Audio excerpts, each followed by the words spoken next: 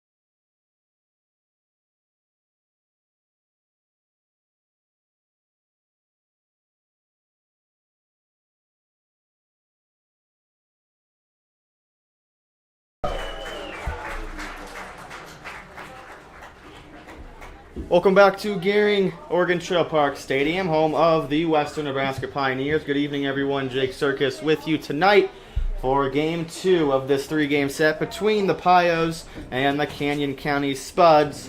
Let's meet the Spuds lineup, led by Alec and Niggy. Leading off is going to be Riker Billingsley playing center field. Owen Bischoff hitting second. Was a late scratch last night. He's going to get the start in right field tonight. Hitting third, the big power hitter, Tyler Stone. Cleaning up, Peyton Flynn playing third. Tyler Miller is going to do the catching. Mason Levitt in left field. Zachary Schwartzberg getting the DH call tonight. Gabe Garrett at second. And then Darson Barkani at short. On the mound, the choo-choo train for the Pios, Charlie Deeds. 2 years at South Mountain Community College, on his way to Northwest Oklahoma State. Next spring, this is his final appearance in a Pios uniform. Now, last year with the Pios, pitched to his .606 ERA. This year, it's been a lot better, coming off of a two perfect inning bullpen appearance on Sunday.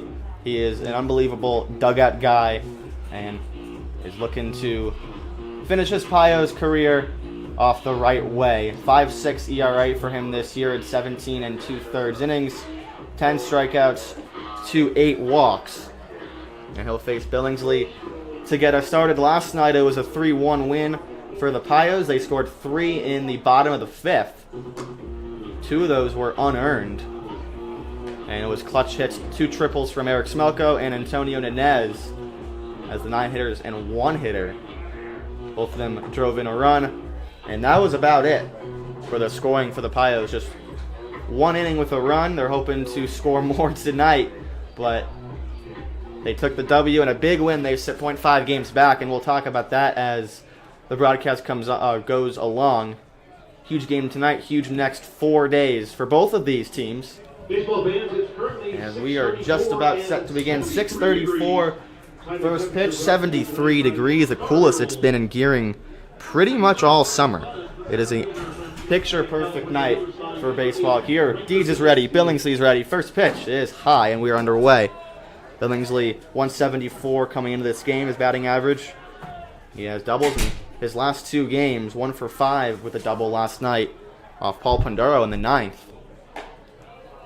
And that one misses upstairs with the fastball from Deeds. Calling balls and strikes tonight is going to be Josh Wagner. In the field is Tyler Klegar. An early 2-0 count. And there's a strike from Deeds, 2-1. This lineup is very left-handed heavy. You've got 3 or 4 of them, which is above average for a collegiate summer baseball team in terms of lefties in the lineup. 2-1 from Deeds, runs inside, 3-1. Now, he was very comfortable in a groove on Sunday. He came in trailing by a few runs, and then the Pios scored a 7 spot in the middle of that inning. As there's ball 4 for Billingsley aboard, and Deeds was grooving. He was in his bag, as the kids like to say, and you could just tell on the mound. And through 5 pitches tonight, looks like he'll have to battle. So leadoff walk, Billingsley's aboard. Nobody out. Owen Bischoff, who was a late scratch in last night's lineup, is playing right field tonight. Getting on base at a 50% clip with 16 walks in 14 games this season, also with 6 stolen bases. And he'll face Chooch. Chooch, one of the fan favorites, one of the returning Pios. First pitch to Bischoff is breaking ball. That skips in the dirt, 1-0. 16 walks to 10 strikeouts on the season for Bischoff.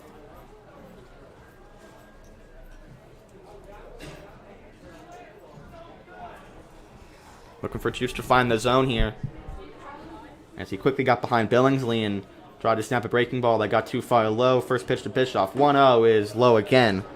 And back-to-back 2-0 counts to get the night started. Now this is Chooch's last start of the summer, last start in a Pios uniform. After making, 8 or 9 starts in his career. When you factor in last year and now this year, it's his 4th start. He is on an innings limit with his new school up there in Oklahoma. 2-0. Outside corner, there's a strike. And a patient approach from the Spuds. They were free swinging last night. They have a deep lineup. They get on base. They take their walks. But the Pios have issued the least walks in the entire league through their first 23 games this season. These teams are 1 and 2 in team ERA, respectively. That's one sent on the ground to short. Lopez, the second one. Wall over to first in time. A 6-4-3 double play to get the night started. As Chooch induces the soft ground ball and a quick flip and a quick turn and fire to first. That was Lopez to Wall to Callahan, a 6-4-3 double play. In the field, we just met Lopez, Wall, and Callahan. That's short, second, and first. Dinez is playing third. The outfield is Walsh, Smelko, and Zerfis. First pitch to Tyler Stone is in their first strike, so Chooch finding himself now. Stone went 0 for 4 last night. Snapped a pretty big hitting streak. He has a hit in now 19 of the 23 games the Spuds have played. 1-1, breaking ball skips in the dirt. Griffin Allen struck out Tyler Stone 3 times last night. But going into last night's game, Stone had only struck him out twice in the game, just once. And Griff struck him out 3 times in the first couple of innings. That is a high chopper, one hop right to Jackson Wall at second, who absorbs it and throws to first. So Chooch, thanks to the double play, faces the minimum in the top of the first. Nothing across. A leadoff walk proves to be worth none. Payos coming to bat in the bottom. It's Payos Baseball on KNEB.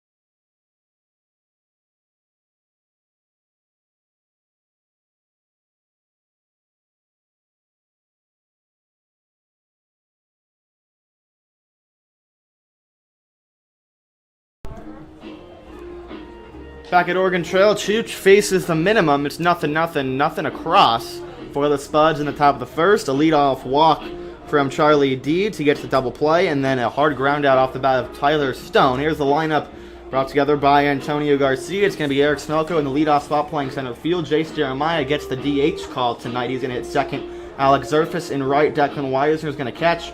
Isaac Lopez back in the lineup playing short. We saw him on the double play. Ryan Callahan, first start since June 13th. He's back in the lineup playing first base. PK Walsh in left. Jackson Wall at second, who made that final play. And then Antonio Dinez, the clutch hitter from last night, has been clutch all year. He's going to hit ninth and play third. Eric Smelko steps in, a 318 average, flirting with a 400 OBP, the Joey Votto line. 16 ribbies, 1 for 4 with an RBI triple last night. He would come around to score on that play thanks to an E6, an inside the park home run for Smelko. He takes a strike from the Spuds pitcher Mitchell Torres, 6'1", 205 from Valencia, California. Spends his time at Mesa Community College. Pitched to a 5.79 ERA in 42 innings at Mesa this season. 1-1 to Smelko. Fastball runs inside. 3 starts this year. He's 1-0.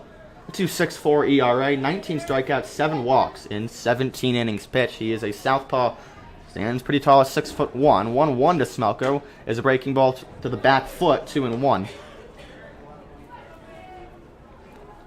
Smelko, first time he's hit from the right side in quite some time, and obviously Torres, a staple in the Spuds rotation. They've gotten great production from pretty much every single one of their pitchers. Breaking ball through the back door, 2-2.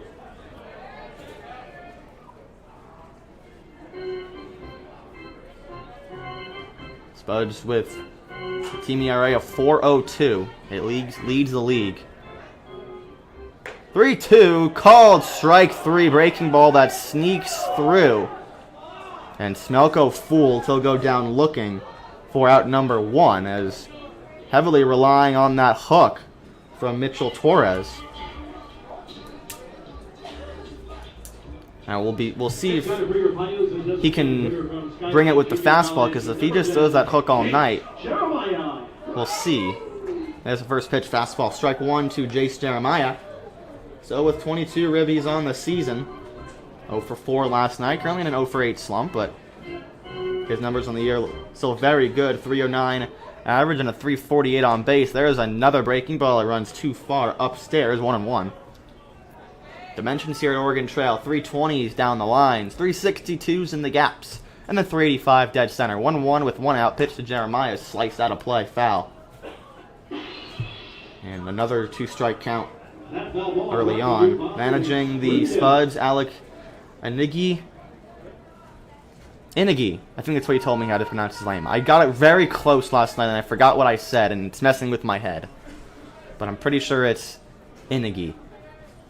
Childhood buddies with Tony Garcia. Jeremiah shoots it foul off the back screen.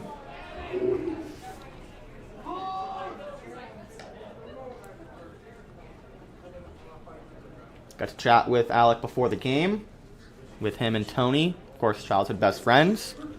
I don't know if they're best friends, but they played baseball in high school together. So I should say acquaintances growing up in Northern California. 1-2 from Torres to Jeremiah. The pitch is a breaking ball upstairs, 2-2. Now it seems like he's going for a breaking ball that starts outside and finishes in the middle, instead of a pitch that runs to the back foot of the right-handed hitters. That's a fastball that's looped into center field. It's down for a base hit. The shortstop Arcani was in pursuit. It hopped right over his glove, and a 1-out single for Jace Jeremiah. That snaps the 0 for 8 skid, and he's aboard with 1 man out. It was a jam shot, one of the only fastballs Torres has thrown to the first 2 hitters, and good job by Jeremiah to stay on it. And using the strength to shoot it into shallow center field. Here comes Alex Zerfas, 0 for 4 last night, 2 strikeouts. Sitting just north of a 300 batting average, but a 402 OBP. He's got 11 walks on the season. Lefty to righty, Torres will check over to Jeremiah at first, who goes back in standing up. Zerfas in 20 games, 11 walks, 15 strikeouts, and 9 runs batted in. And a 402 on base percentage. First pitch from Torres is a line drive the other way, a right field, right at Bischoff, who leaps and makes the play. Got a rough read on it. He got a good jump on it, and then it kept carrying almost over his head, but he makes the play. And Zerfas retired a line drive into right field for out number 2. So Zerfas' first pitch swinging.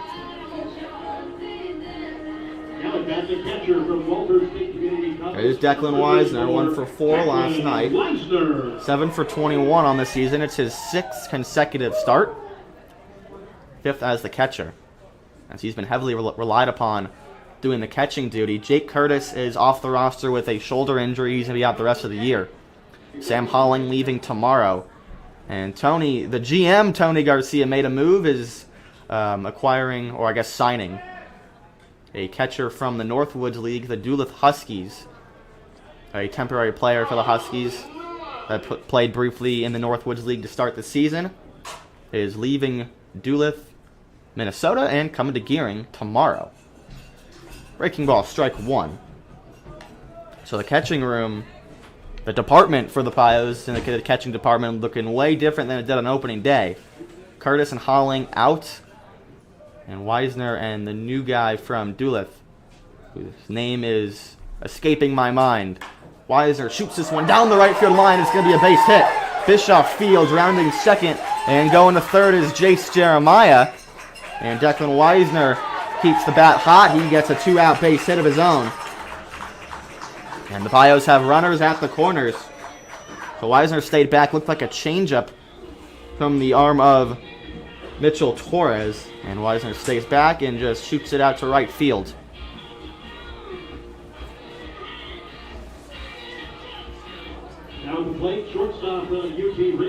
Here's Isaac Lopez after a night off, currently riding a 5-game hitting streak where he's 8 for 16 in that span. So certainly the batter that the Pios want at the plate right now. Runners at the corners, 2 men out. Torres deals first pitch, is a strike on the inside corner with the breaking ball. That's been his bread and butter. I would assume it's going to be the bread and butter all year, or all night, as long as he goes in this contest.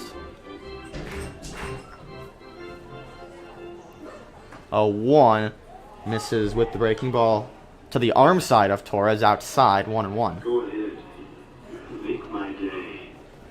Took a while for the Pios to get some traffic last night, but tonight they're flirting with some early runs in the first, which surely helped Charlie Deeds. Lopez, line drive, center field, and right at Billingsley. So a couple of hard-hit line drives from Zerfus and Lopez. They leave the runners at the corners.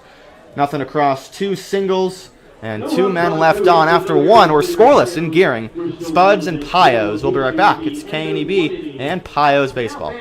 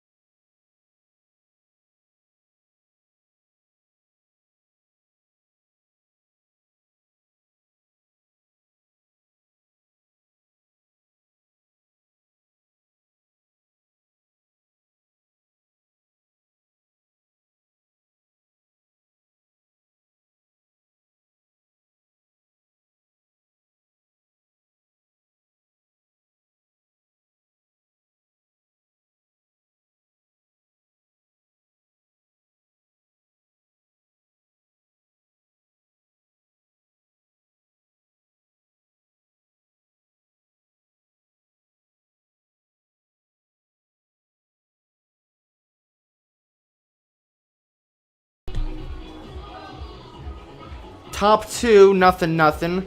Both teams with base runners. Chooch faced the minimum, and the Pios left 2 singles at the corners with 2 outs. A line out from Isaac Lopez to leave them on. So nothing. Top 2. In steps Peyton Flynn, who's the cleanup batter tonight. Got the day off yesterday. He's been a streaky hitter. Started the year 9 for 21, and since then is 3 for his last 21. First pitch from Charlie Deeds, catches the outside corner with the fastball. Strike 1. A 276 batting average and a very impressive 375 OBP, one of the leaders on the team. Righty to righty 0-1 is a breaking ball that should have hit Peyton Flynn, but he got out of the way. That's one of those where you just turn the shoulder and take the 90 feet. Chooch working fast, misses upstairs, 2-1.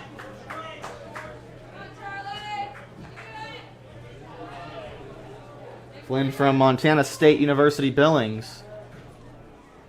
Inside fastball, 3-1. Another 3-ball count from Charlie Deeds early in this game.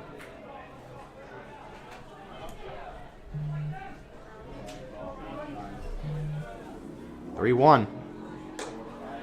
Inside, another leadoff walk.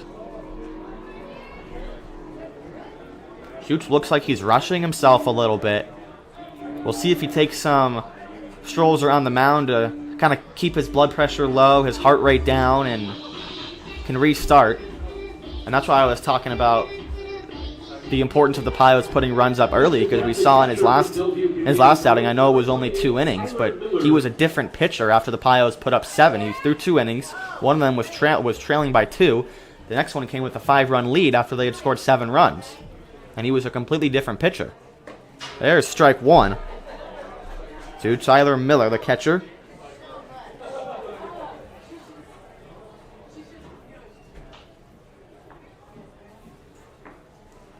The lefty hitting catcher. Sends a fly ball down the right field line. Long run for Zerfus. It's a foul ball. He makes the catch. Wow. What a long run and a nice play from Alex Zerfus.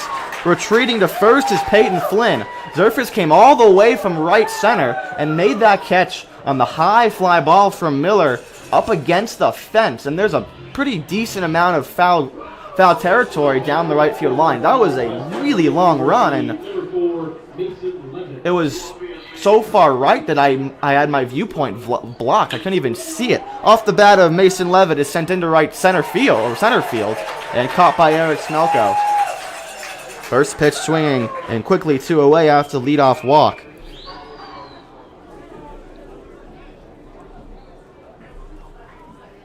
So Miller retired, Levitt retired, the left fielder. And here comes Zachary Schwartzberg, who played shortstop last night, now is DHing tonight. 4 for his last 8, 2 for 4 last night. A 278 average and a 361 OBP. He comes in with 2 away and 1 runner on. Chooch snaps a breaking ball. It's a slow nubber. Chooch fields off the mound and slips. It's an infield single. Maybe a miscommunication there. Obviously, you don't call ground balls, and the Nez got a little bit of a late jump and might have had a play if he fielded from third, and obviously that's a really tough PFP for Charlie Deeds. And they're talking about it right now, saying, oh, well, I just tried to get it. And that's one of those where it's really anyone's ball. Obviously, it's a much harder play for the pitcher coming to his right. Then he has to reload and fire all the way back to first. But you never know if Nunez would have fielded that if he had enough time.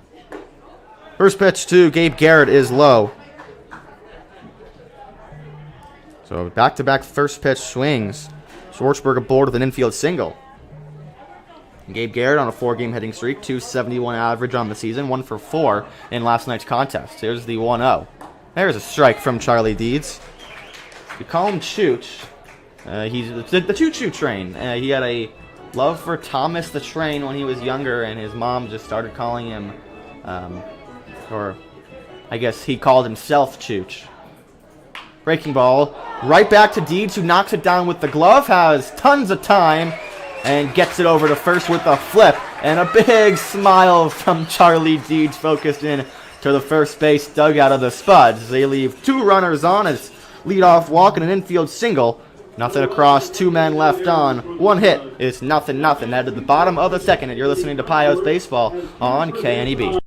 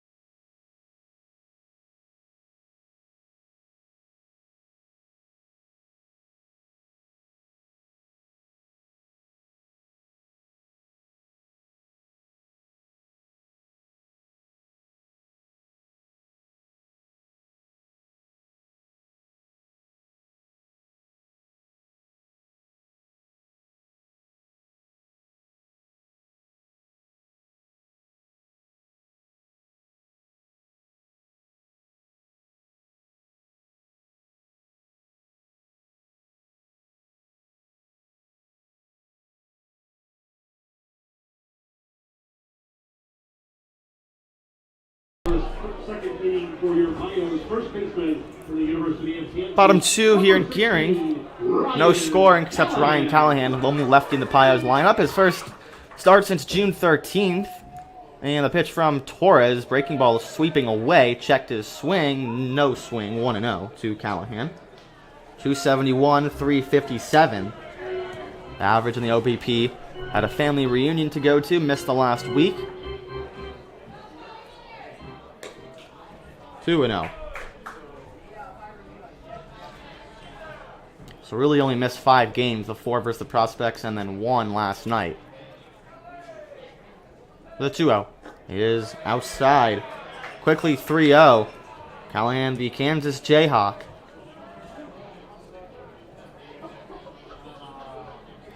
It's been a long time, but he is on a 3-game hitting streak. And takes strike 1. Auto take from Cali to lead this inning off. PK Walsh awaits on deck, who's on his own 4-game hitting streak. This bottom of the lineup tonight, as Callahan takes ball 4, leadoff walk from Torres. This bottom of the lineup tonight, Callahan, 271 average, Walsh, 278 average, Wall, 271 average, who has a hit in 10 of 12 games this year, and then Antonio Nunez, a 318 average. As Tony's gotten production from the bottom of the lineup, especially guys like Wall and Nunez. Here's PK Walsh, another Jayhawk. First pitch is a high fly ball that's slicing towards the gap in right center field. On the rung is Billingsley, and he'll give away to Bischoff to make the play in right center field, 1 away. So an F9, 4-out number 1. Callahan goes back to first, and here's Jackson Wall. 13 for 48 on the season with 4 extra base hits, 8 runs batted in. He's had himself a season playing really nice defense in the middle infield, showing off great speed, and making his 15th start, only 7 strikeouts, compared to 8 runs batted in. Also 10 runs scored. So he's been doing a lot. Lefty to righty, as Torres checks on Callahan at first. Callahan not much of a threat to run. Don't expect anything fancy from Tony Garcia here in a 0-0 game early on.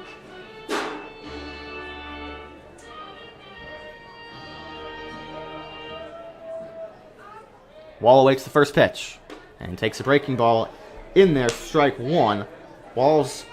Torres has gone 6 innings in his last 2 starts. First one on June 11th came in Casper, 1 earned run, 6 strikeouts, 1 walk, and then on the 18th, a home against Spearfish, went 6 innings, 4 earned runs, 5 strikeouts, 3 walks. Breaking ball just misses on the outside corner, trying to get through the back door. It is 1-1 to Jay Wall. Callahan off first, 1 away. Wall way late on the fastball, 1-2. Had to have been sitting curveball there.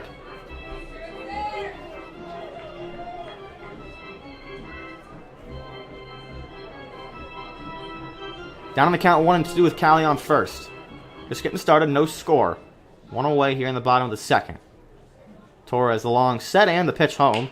Is breaking ball that shoot shot on the ground and gets away from Flynn at third. I just said shooted. A hard ground ball off the bat of Jackson Wall. And Flynn tried to throw it before he saw it in his glove, and that's an E5. And it could be a costly mistake as Callahan goes into scoring position. He was thinking of a double play before he even had the ball there. Now at the plate, third baseman from San Francisco State University, number 2, Antonio Nunez. Here's Nunez and another clutch opportunity.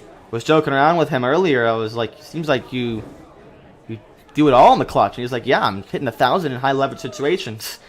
Big smile on his face. LT, the returning Pio. 318 average on the year for him. First pitch from Torres is inside with the fastball, 1-0. Nunez has an RBI in 3 of his last 4. And that's 4 RBIs total. The other one came as the go-ahead RBI in North Platte in game number 3 of the season. 1-0. Grounded the other way into the first base dugout. A little late on the fastball.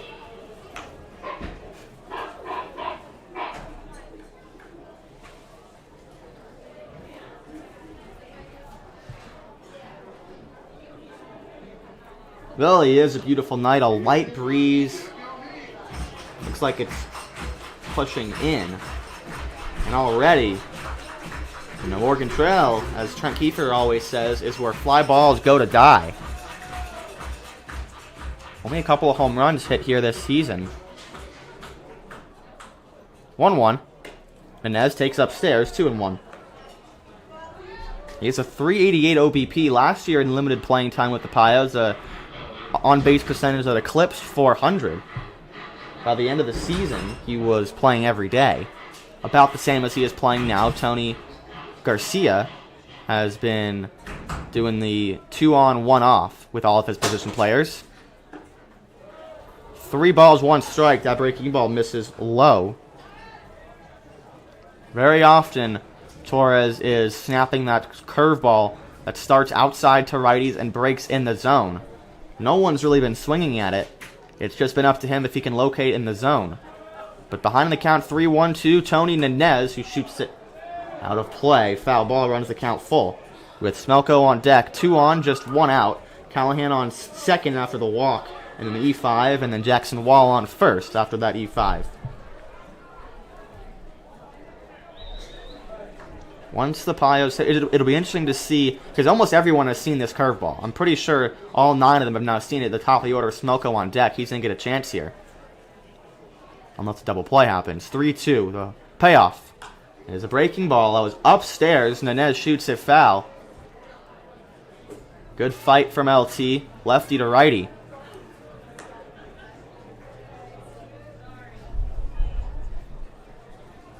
From San Francisco State.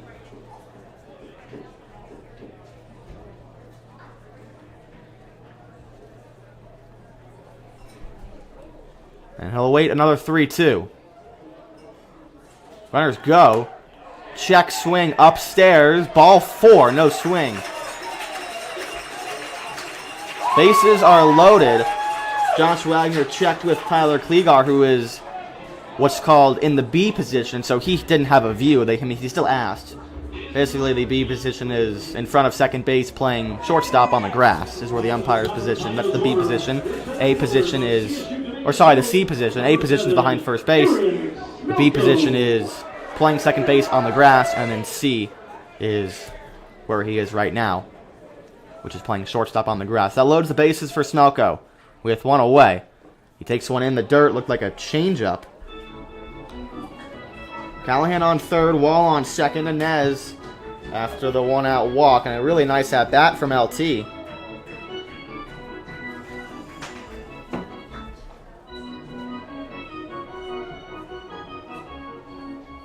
One ball, no strikes. Pitch from Torres. Runs in and almost hits the jersey of Eric Smelko, 2-0. Another at-bat from the right side. Smelko, the defensive star, switch-hitting center fielder from Cal State Dominguez Hills. Infield corners are in. Middle infielders playing double play depth with 1 out. The 2-0 is sent in the air to shallow right center field. Bischoff is there, makes the catch. Tagging is Callahan. Here comes the throw home. It's on line. The tag is not in time. A sac fly for Eric Smelko, and Ryan Callahan just gets under the tag. Alec Inigi comes straight out of the first base dugout to talk about it, and now Josh Wagner is going to talk to the field umpire, Tyler Klegar. Not sure what they're talking about. I mean, Wagner had the best view in the house, and obviously that he's going to come back with another safe call. So a 1-0. Wagner shaking his head at Alec Inigi. So I'm pointing towards home plate. Now the throw was perfect. It was on line. It took a high hop to Tyler Miller, the catcher, and Callahan perfectly slid under it. It was hard to tell.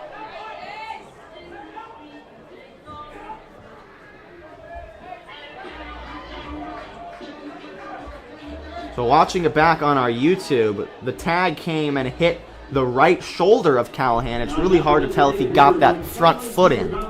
But nonetheless, it is 1-0 Payos. Now with 2 runners in scoring position, Callahan scores. Wall to third, Inez to second. Everyone moved up a base because of the throw home. That is out number 2. First pitch from Torres to Jace Jeremiah. And it hits Jace. Should be a dead ball. And they are going to call it a dead ball. Why did I call that before a home plate umpire? Little confusion as it got away from Miller, but it hit Jeremiah, so it's an automatic dead ball. Jackson Wall was racing home thinking he was going to score, but a dead ball, you can't score on that. So that loads the bases for Zerfus.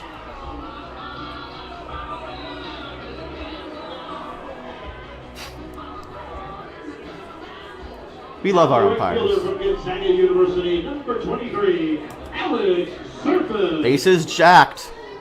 Pio on every bag for Alex Zerfus and 2 outs. Pios jumps out to a 1-0 lead on a sac fly from Smelko a couple of batters ago. First pitch from Torres to Zerfus is low, 1-0. Zerfus lined to right field for out number 2 back in the first.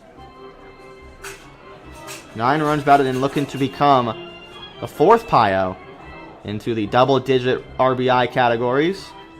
The 5th, Holling, Callahan, Smelko, and Jeremiah. Zerfus takes strike 1, fastball 1-1.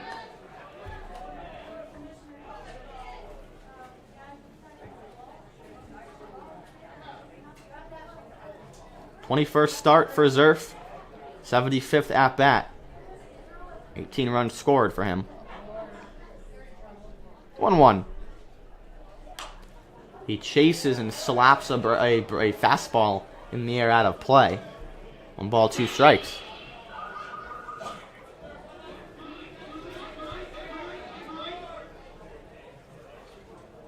These are the opportunities that Tony Garcia has just desperately wanted his guys to come through in. Early on in these games especially. Zerfus with 2 strikes. Torres deals. Breaking ball. Ground ball to second. Garrett there goes the easy way. The bases are left loaded. As Torres induces a hard ground ball off the bat of Zerfus to retire the side. 1 run across is a sac fly from Eric Smelko to drive in Ryan Callahan. At the end of 2, Pios lead 1-0. You're listening to Pios Baseball on KNEB.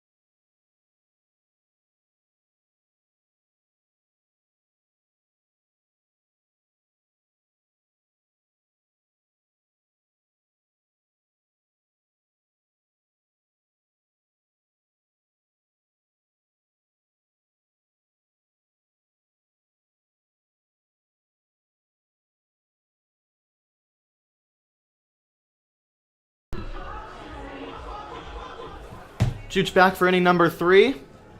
It is 1-0 thanks to a sac fly from Eric Smelko. Pios left them loaded.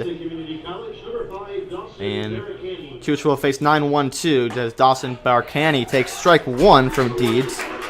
So that was an unearned run due to the error from Flynn at third off the bat of Jackson Wall. And the flyout from Smelko should have ended the inning. Grounded to short. Lopez got it. And he fires in time to first. 1 away. Chooch has been pitching to contact all night. 4 groundouts, a pop-up, and a line-out. No strikeouts. As he has faced the order 1 time through, we go back to the top for Riker Billingsley, who walked to start the game on 5 pitches. And since then, Chooch has really settled down in terms of firing strikes. Breaking ball outside. Tried it through the back door.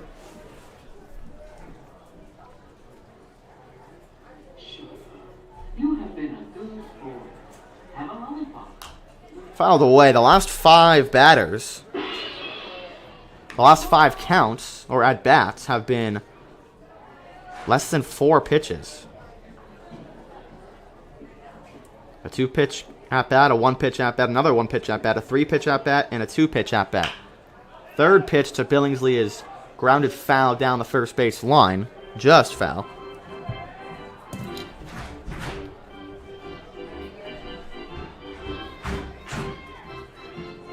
1-0 Pios lead.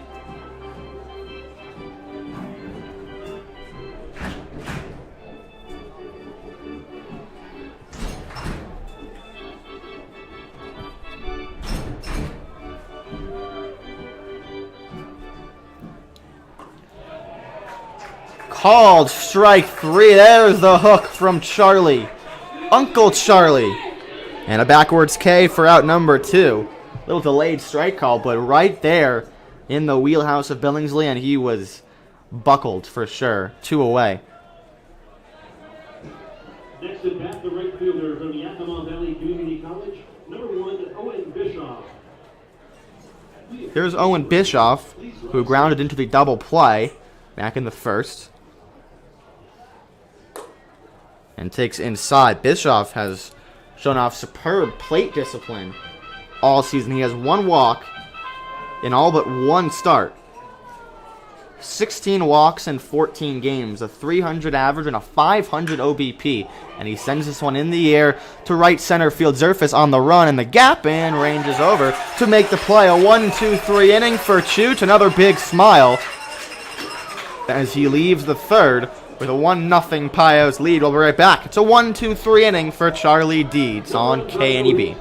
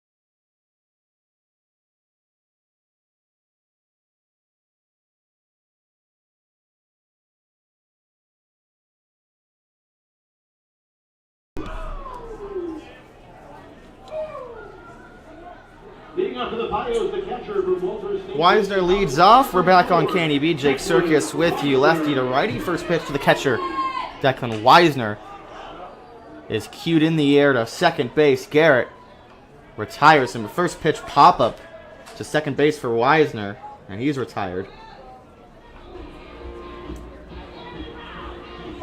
So Wisner jammed and got under it.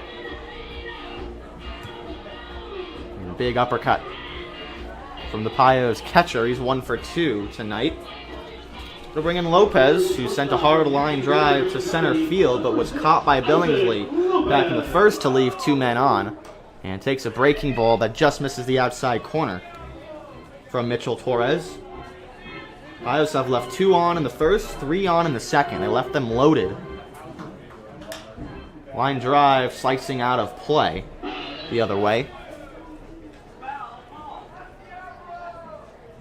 Lopez was in a little bit of a slump before this hot streak of his, as I was talking about. 8 for his last 16. Before that, he got off to a hot start in Badlands, and really was struggling with fastballs upstairs. It was consistently late on fastballs from pitchers that, looking at Lopez, he should be really hitting it, and he has hit a new gear. This one's hit hard on the ground to short. Right there is Barcani, who fields on 1 hop and fires to first. 2 hard hit balls from Lopez tonight, but he's 0 for 2. And sometimes that's just what the baseball gods have out for you.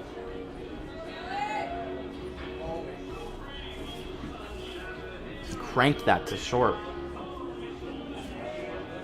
at first baseman for the University of Kansas, number 16, Ryan. Here's Callie with 2 away as Torres swipes a breaking ball in the zone, strike 1.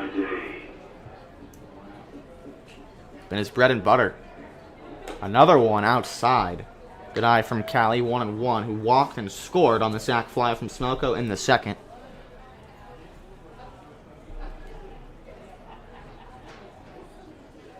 Looking for a 2-out base runner to get something started. At the fastball outside.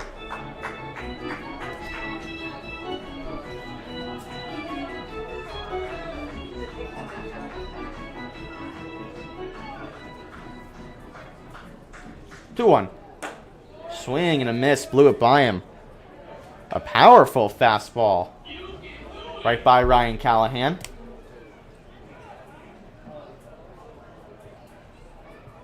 One nothing Pios lead. 2-2. Is shoved foul the other way. Callahan fights it off. Just got a piece of it.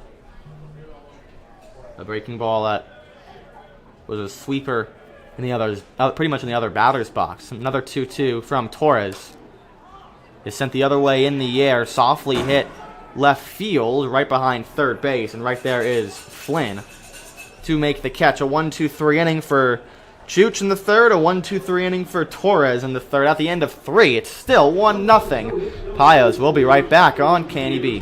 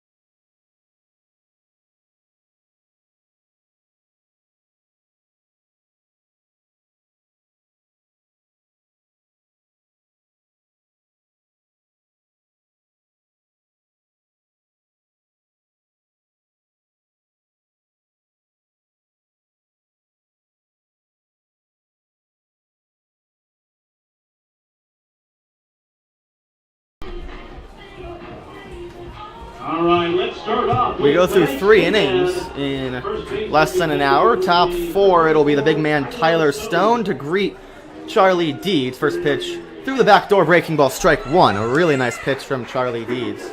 Remember, when Tyler strikes out, Tyler's the K-man tonight. till the end of the inning. Spent a year at Gonzaga and is now in the transfer portal. Swing and a miss way out in front of the off-speed from Chooch.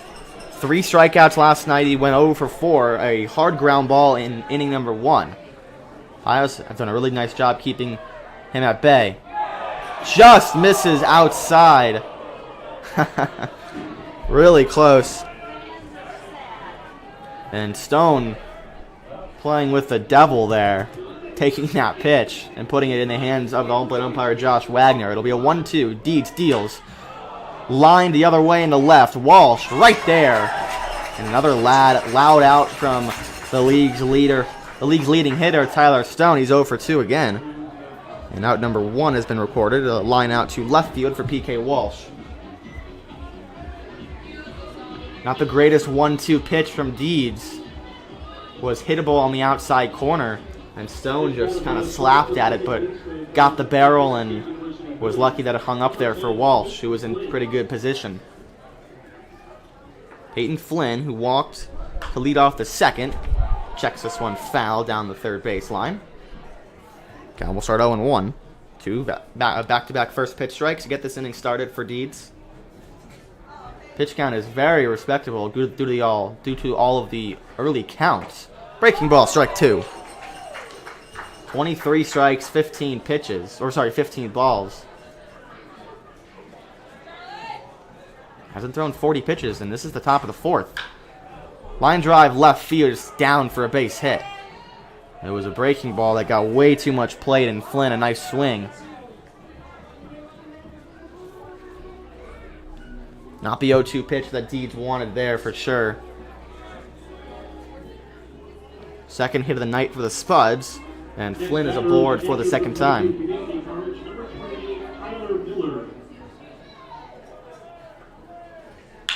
High fly ball off the bat of Miller. Back is Zerfus at the wall. He leaps. It's way gone. And the Spuds answer right back. A first pitch moonshot from Tyler Miller. And it's 2-1 Canyon County. And Deeds left the breaking ball for Flynn to pound. And then the first pitch fastball middle that the lefty Miller did not miss. And that was hit a long way. So Deeds is going to have to battle now, trailing again.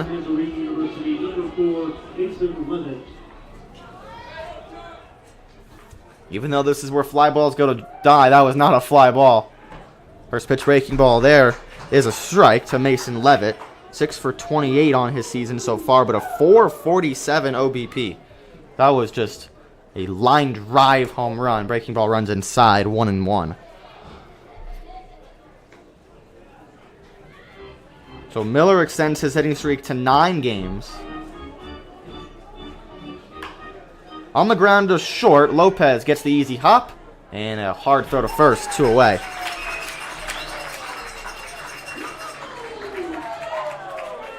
First home run of the year for Tyler Miller. Now on a 9-game hitting streak. Sixth and 7th RBIs for him. This is just his 13th start. I mean, that was just launched. First pitch to Schwartzberg is skied the other way, out of play. Another first pitch strike for Deeds. I mean, he had a couple misses.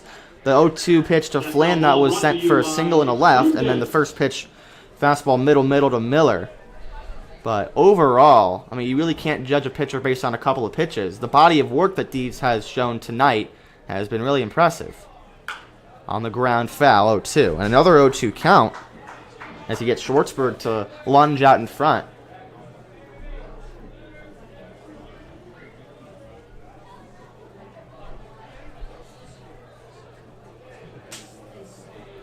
Deeds still had a strikeout. Has him certainly pitching to contact. 3 hits for the Spuds. 0-2. In the dirt, skipping right in front of Weisner in the dirt.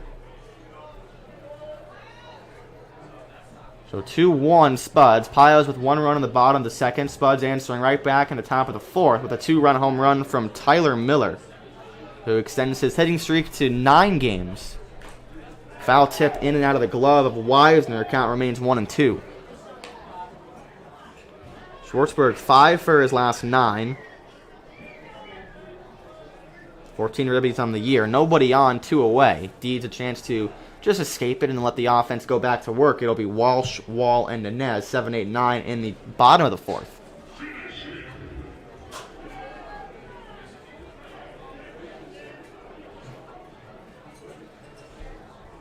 Here's the 1-2. It's a breaking ball that's pulled fair down the third base line. Inez gets it and fires to first. So no one left on. The damage was done by Tyler Miller with a 2-run blast into right center field. It's 2-1 Spuds, but the Pios a chance to answer right back in the 4th. We'll be right back. It's Pios Baseball on KNEB.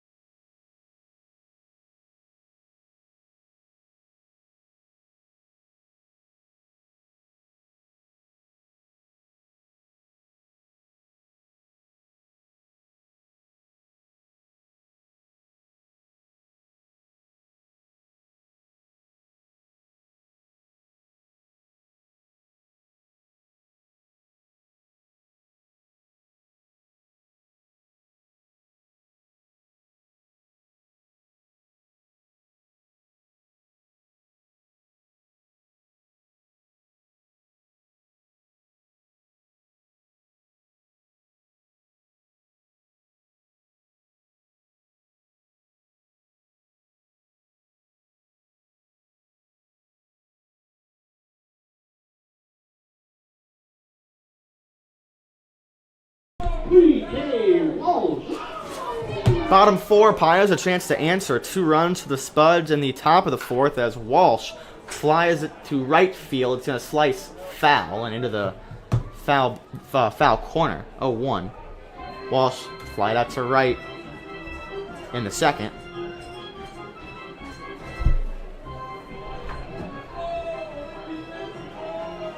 It's kind of hard to say that the Pios have had trouble. They've put so many runners on base. But just 1 run in 3 innings with all those base runners. 5 left on. A 1-2-3 with the middle of the lineup last inning. And Walsh takes the breaking ball 1-1. Was low. No one in the pens for either team. I'll be interested to see how deep Chooch goes. Breaking ball strike 2 on the inner half. Now, as I was saying, it's hard to evaluate a pitcher on just 2 pitches. I mean, but those 2 pitches are the impact in this game. From Charlie Dietz, the fastball, or the breaking ball hung to Peyton Flynn on an 0-2 count, and then the next pitch to Tyler Miller, fastball left middle that was sent over the right field wall. And that's been really all the Spuds have had against Dietz tonight. 2 balls and 2 strikes to Walsh. Torres, the long windup, and the delivery. Upstairs. Count runs full to the leadoff man here in the 4th.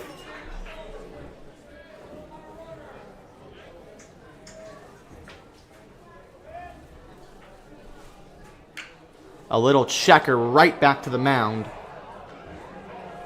And Walsh, a little half swing.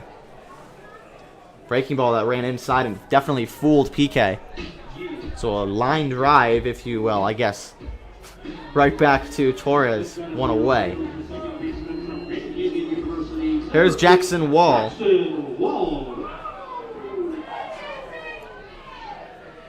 Reached via an E5. And takes low from Torres. Just 1 strikeout for Torres. It was the first batter of his night, Smelko, in the 1st. And that fastball hits Jackson Wall on the front leg. And not the guy you want to put on base. Certainly the fastest runner in the dugout for the Pios. Now Nanez comes in, who walked and was left on second in the bottom of the 2nd inning. And he saw a lot of pitches. So a good spot here for the Pios. And I was talking about the last time Nanez was up, that I was interested to see how they did the 2nd time around, because they had all seen this really good curveball from Torres. But no one saw more pitches than Antonio Nanez. He takes ball 1 in the dirt, 1-0, with Wall off first, 1 away, after PK Walsh's little tapper back to the mound to start us off. Tying runner is on first. 1-0 Tony Nanez is in the dirt. Skips in front of Miller. Wall taken off for second. Throw not in time. And a really nice jump, as that one didn't get far at all from Tyler Miller. He blocked it. I mean, just a stolen base. It's really hard to put that as a pass ball or a wild pitch. Just a stolen base. A really, really nice jump. It is a stolen base for Jackson Wall. Runner in scoring position, a 2-0 count to Tony Nanez. Ground to the left side. Barcani's got it. He's going to go to third. The tag is not in time. Ooh, that was close. Out comes Alec Inigi, I think. Yeah, he's going to bark a little bit, as Flynn at third is talking to Tyler Klegar, as Inigi takes a long trot from the first base dugout up towards the mound to talk to our base umpire. Now this call most likely will not get changed. Now the home plate umpire, Josh Wagner, and I've always argued this, as Wagner at home had a better view of whether or not the tag was in time, whether or not Wall got under the tag, because that's what they're talking about, is they're convening Wagner and Klegar. The throw beat him. No one's arguing that. But it was whether or not the tag was good enough, whether or not Wall got under it. And Wagner at home has a better view, and they're going to call him safe. Now, all that's going on in that conversation is Kligar, that's his call. But what has to happen is Kligar really has to ask Wagner, how good was your view? Because if your view wasn't good, we can't change the call. It's really pretty much like a replay review without the replay. So obviously Wagner did not have a better view, or he just saw it and he was actually under the tag. But nonetheless, runners at the corners, a fielder's choice for Nanez. He's on first. First pitch to Smelko is a back foot breaking ball that is in the dirt, 1-0.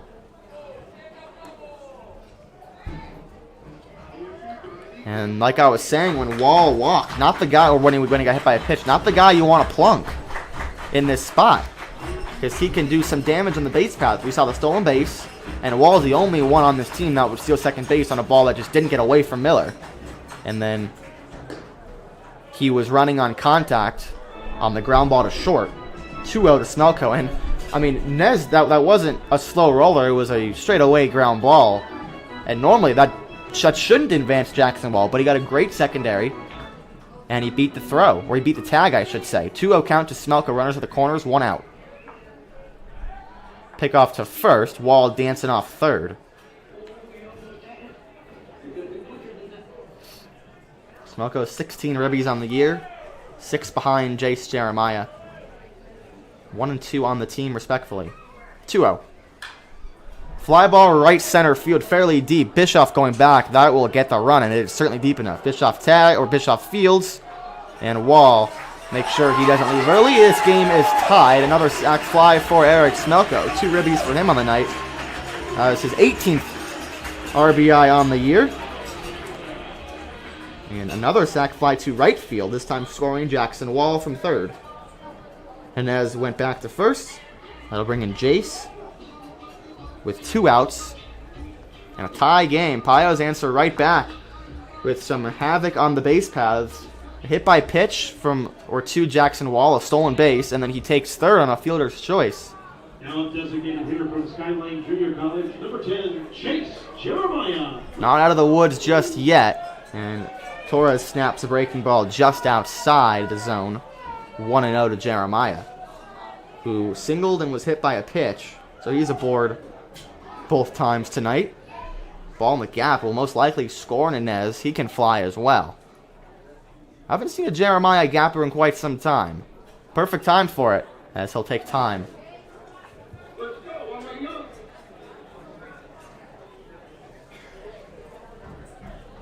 2-2 game, both teams combining for 5 hits. The Payos, when they scored their run, as Jeremiah sends this one foul off the back screen. When they scored the run in the second, they had no hits. This inning, they've scored a run and have no hits. Their only 2 hits came in the first inning when they left runners at the corners. Hits by Jeremiah and Declan Weisner were left on base. 1-1 to Jace. Here it comes. Breaking ball. Line drive. Left center field is going to get down. Billingsley will cut it off. Everyone goes a base.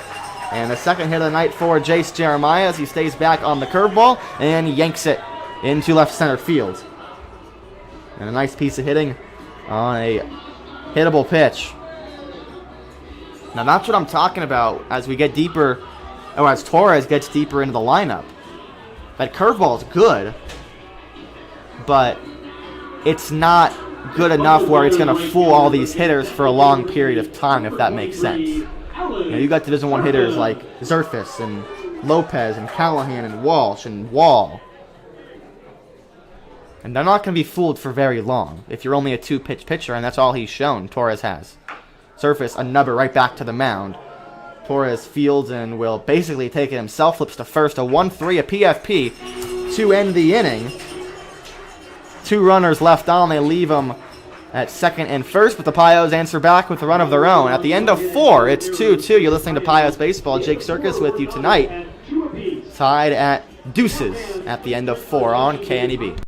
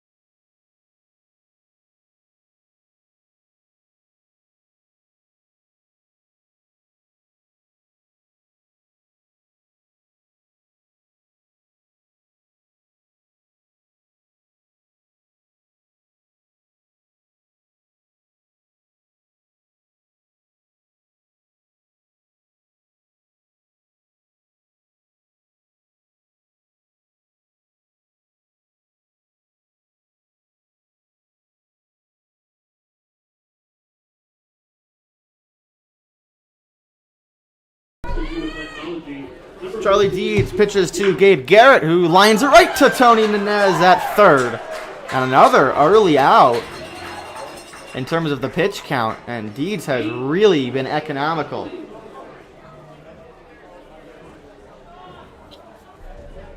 First pitch line out to third for Garrett. He's 0 for 2.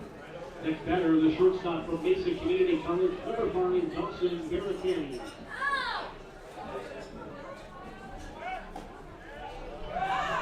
First pitch to Barcani is the strike.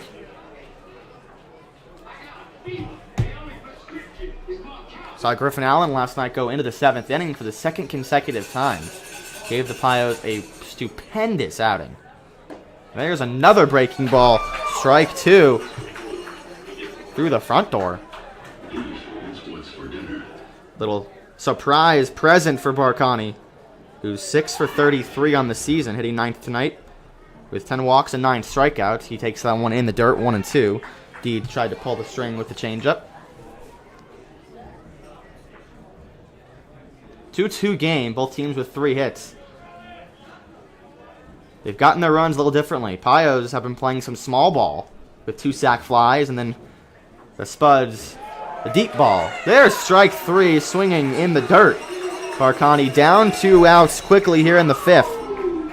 That is the first strikeout for Charlie Deeds, just the second strikeout of the night for either team, or for both teams combined. Torres has 1, Deeds now has 1. A really nice breaking ball. Barcani, no chance. Here's Billingsley back to the top of the lineup. He swings the changeup right through it. And he has it working. Of course, Deeds. He's settled down, retired 4 straight since the home run. He's only thrown 12 pitches, getting those 4 outs. Or I should say 10 pitches, as this is the second pitch of this at-bat. So just 10 pitches to get the last 4 guys out. 2 ground outs, a line out, and a strikeout. 1-1. Is skied out to center field. Long run for Smelko and Wall. Who's going to get it? Smelko right there.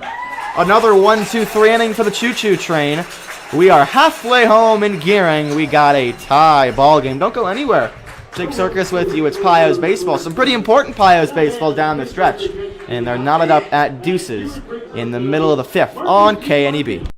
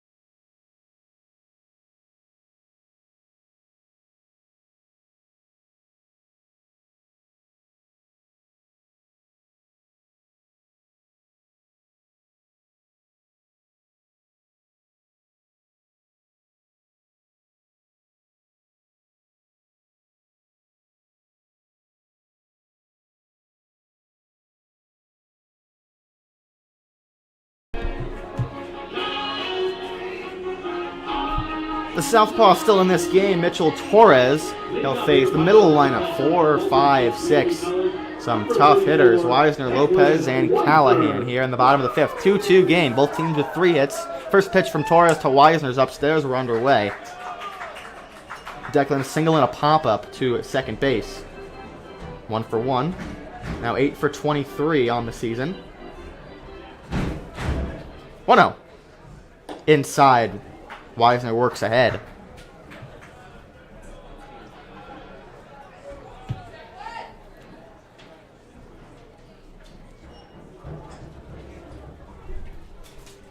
2-0. Weiser pops it straight up. Foul territory, but playable for Stone off first base. And he comes right in front of the first base dugout to make that play. So Weiser swinging away at 2-0 and kind of lunges and just flares it out high in the air.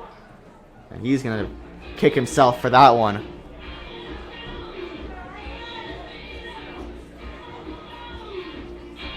I don't know who the emergency catcher would be. Oh, well, no, sorry, Holling. Sam Holling's still here. He leaves, so Sam leaves tomorrow. Had a little brain fart there. Sam is still here. He's coming off the bench tonight. First pitch to Lopez is lined right to third, caught by Flynn. And Lopez has 3 really hard hit balls tonight. A line drive to center caught, a really hard ground ball to shortstop out, and now a really hard line out to third. Super frustrating for him, especially because his bat has been so hot.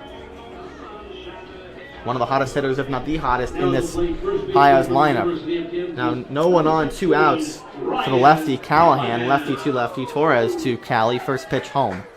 There's a strike. Lots of balls in play. Torres is not throwing hard. He has thrown that curveball over 65% of the time. Little guesstimate fastball outside. I mean, I could go right there and say that's the first time he's thrown back-to-back fastballs. Bullpen is getting active up there in right field for the Spuds. 1-1 to Callahan. Outside corner off the plate, 2-1. Callie a walk and a pop-up to third. So he's 0 for 1. A 3-game hitting streak. First start since June 13th. He's missed his last 5 games. There's a breaking ball past the front shoulder and up, 3-1. He's working really fast. I mean, he's not giving these hitters any time to adjust or think. He's just going right back to it. 3-1, late on it, foul ball. Pretty big crowd Saturday night here. A couple of party decks going, or just one party deck going.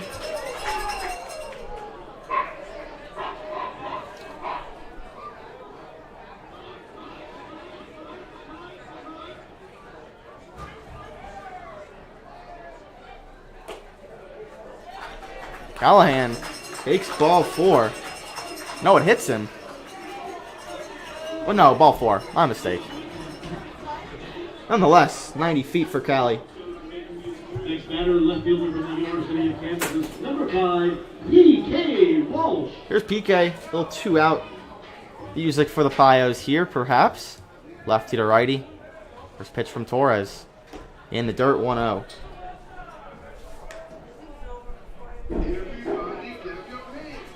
PK tonight 0 for 2, a fly out and a little tapper back to the mound that was caught by Torres. Grounded through the left side into left field, the base hit for PK Walsh. There was a huge vacated area as Barkani, the shortstop, was playing pretty much really, really close to second base. And Walsh hits it hard enough to squeak through. And a little threat here for the Pios. They have the last 2 runners on base.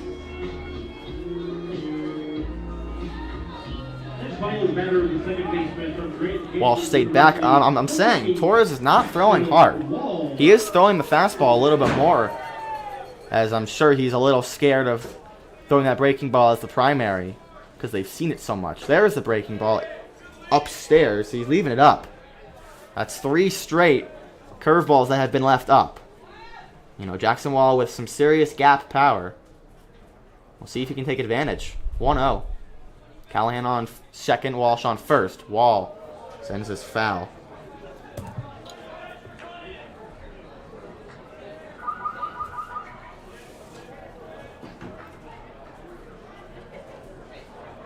Wall ran the bases extremely well after the hit by pitch, and he would score. Stolen base and advance on a fielder's choice. And another hit by pitch. That loads the bases. And we'll see if they really, if Inagi gets the bullpen even more active. They're going to come chat, the infield will. Miller and Barkani will come chat with Torres. No mound visit. And no one really actively throwing, or actively ready, I should say.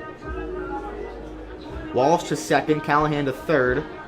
And Wall, back-to-back hit by pitches. He's 0 for 1 with reach via an air and 2 hit by pitches.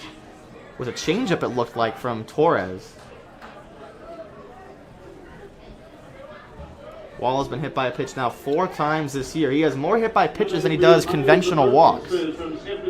Other guys on the team that can say that. Jason Luke has 4 of each. And Price Ullman has 4 hit by pitches to 2 walks. First pitch to Nunez. Bases loaded off his foot. Foul ball 0-1. Nunez sent that grounder. He's a little shaken up. He'll take a lap around home plate. Looks like he's going to be okay. Nunez sent that grounder to short in his last at-bat, and great base running from Wall, who was on second to start that at-bat. The throw from the shortstop Arcani went to third, and Wall was under it to set up the sac fly from Eric Smelko. Now, Jeremiah got a single the next at-bat, so Wall would have scored anyways. But nonetheless, in that moment, a huge spot and a huge base running positive for Jackson Wall. Nunez early on the curveball and grounded foul 0-2. Really the first time that Torres has worked ahead. All inning. Looking back on it, he hasn't had an 0-2 count in at least a couple of innings. Just his second 2-strike count the last 2 innings. Nunez takes in the dirt. Breaking ball, 1-2. Big spot here. Go ahead runner on third. Payos, a pop-up and a line-out to start this inning. Then a walk, a single, and a hit by pitch to load the bases with 2 outs. Back-to-back-to-back base runners. An inning that once looked like was lost. From the windup is Torres. It's going to be a 1-2 pitch to LT. Here it comes. Breaking ball just outside. Torres thought it was strike 3. Came through the back door and just off the plate. Hard to tell from up here because Miller's blocking the plate. He's really big, and then the batter's boxes are angled toward left center. It was a mess. It was a mess pregame. But the batting boxes are very messed up. 2-2. Deuces from Mitchell Torres. Here it comes. Swing and a miss. He climbs the ladder. And LT kicking himself. He leaves the bases loaded with a swinging strikeout. Torres is hyped up. After 5, we're still tied at 2. Don't go anywhere. Got a good one. Payos trying to win a series here at home on KNEB.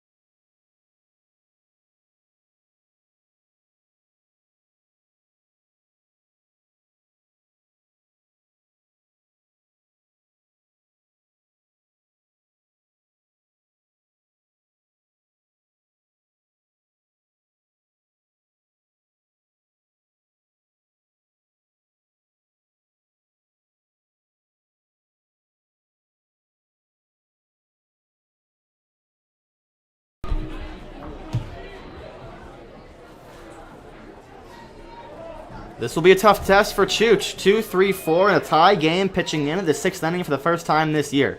He snaps a breaking ball in the zone, strike 1. And he has hit an extra gear since that home run. He has retired 5 straight, a strikeout, some really soft contact, and a lot of first pitch strikes. On the ground, off the foot of Bischoff, who is 0 for 2 today. A double play in the first and a fly out to right in the third.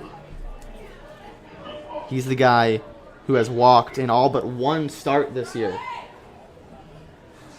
This is his 15th game. He's done everything. 16 walks, just 10 strikeouts. some ribbies, and 6 stolen bases. And Chooch airmails it over the head of Wisner. You can say that was a waste pitch. Gets away from Chooch a little bit. 1-2. And you can tell, even though this game's tied, he has a different body language to him late in this game. Slow roller to third on the ground. Inez gets the hop. Easy throw. 1 away. And, you know, Chooch, even when he's not playing well, he had a slow start to the year, was walking a lot of hitters, giving up some hard contact. He still had a huge smile on his face every day. Chooch has desperately wanted to take pitcher's batting practice. They'll call it pitcher's beeps. And Tony has said no every time. But the agreement is that if they win the first half, they will take pitcher's BP Wednesday in Hastings. Back foot slider misses to Tyler Stone. So Pondero's hyped up. Jerson Morales hyped up. Deeds hyped up if he's still there next week. We don't know when he's leaving, but no one wants to hit in the cage more than Chooch. 2-0. Deeds took some ABs last year with the Pios, I should add. He wasn't a two-way player, but he had 23 at-bats. On the ground, hard hit. Lopez gets the hop and makes the throw. So Chooch works behind, and then another hard out from Tyler Stone. He's now 0 for 7 in this series. Came in hitting .409, slugging .693. So Deeds took 23 ABs last year with the Pios, hit .348, had 5 walks, stole 3 bases, drove in 7, had 3 doubles. At Palmer Ridge High School in Monument, Colorado, he hit over 400 over the course of 4 seasons, also striking out 113 to 22 walks in 59 innings his senior season. 2-0 to Peyton Flynn. I was talking to him yesterday when he came to South Mountain. He tried to start as a two-way player, and he got there, started taking BP, and they were asking him, dude, what the heck are you doing? You're a pitcher. 2-1, pitch fouled away, and Deeds never hit again, full time. Also a football player. Helped his team to a pair of Class 3A state titles as a tight end. And the fastball runs inside and hits Peyton Flynn. So first base runner since the home run. Deeds had retired 7 in a row. He caught 32 passes, 494 yards, and 5 touchdowns. He's just doing it. He has just done it all over the last couple of years. But unfortunately, he is on an innings limit, and he will be out of here pretty soon.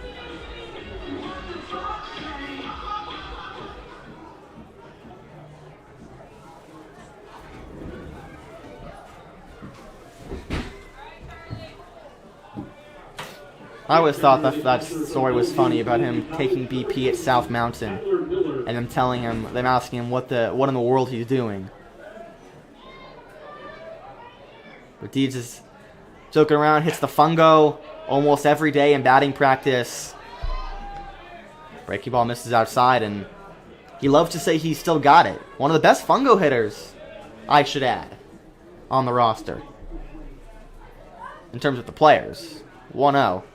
Grounded foul. Speaking of fungos, Chris Gabus, who's here tonight, assistant coach, was hitting fungos, and Alex Zerfus was in the cage, and Gabus was a little close to fair territory, and Zerfus yanked a foul ball, and it hit Gabus in the back hamstring. There's a huge mark on there. And he said it didn't hurt in the moment, but tomorrow morning it might sting a little bit. Changeup just low and away, 2-1.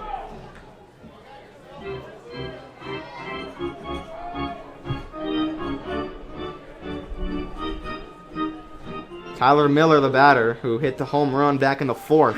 Chooch kind of pitching around him a little, but you can't pitch 2 around him because you got 2 outs and you don't want to put 2 on in a tie game.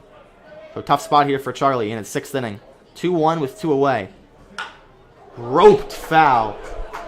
It ran a really nice pitch, and You know, it's interesting. David Cone was talking about this on the Yankees broadcast today. We won't talk about the Yankees getting no hit, but we will talk about this. Tyler Miller does a great job hitting on inside pitches. And what some really good professional pitchers do is they pitch overtime to the player's strengths. And I'll give you an example. On a player that does really well on inside fastballs, you throw 2 inside as he yanks it foul, and that's what Chooch did there to get the second strike, is he ran it way inside, and Miller, free swinging, was way out in front, and Chooch got ahead.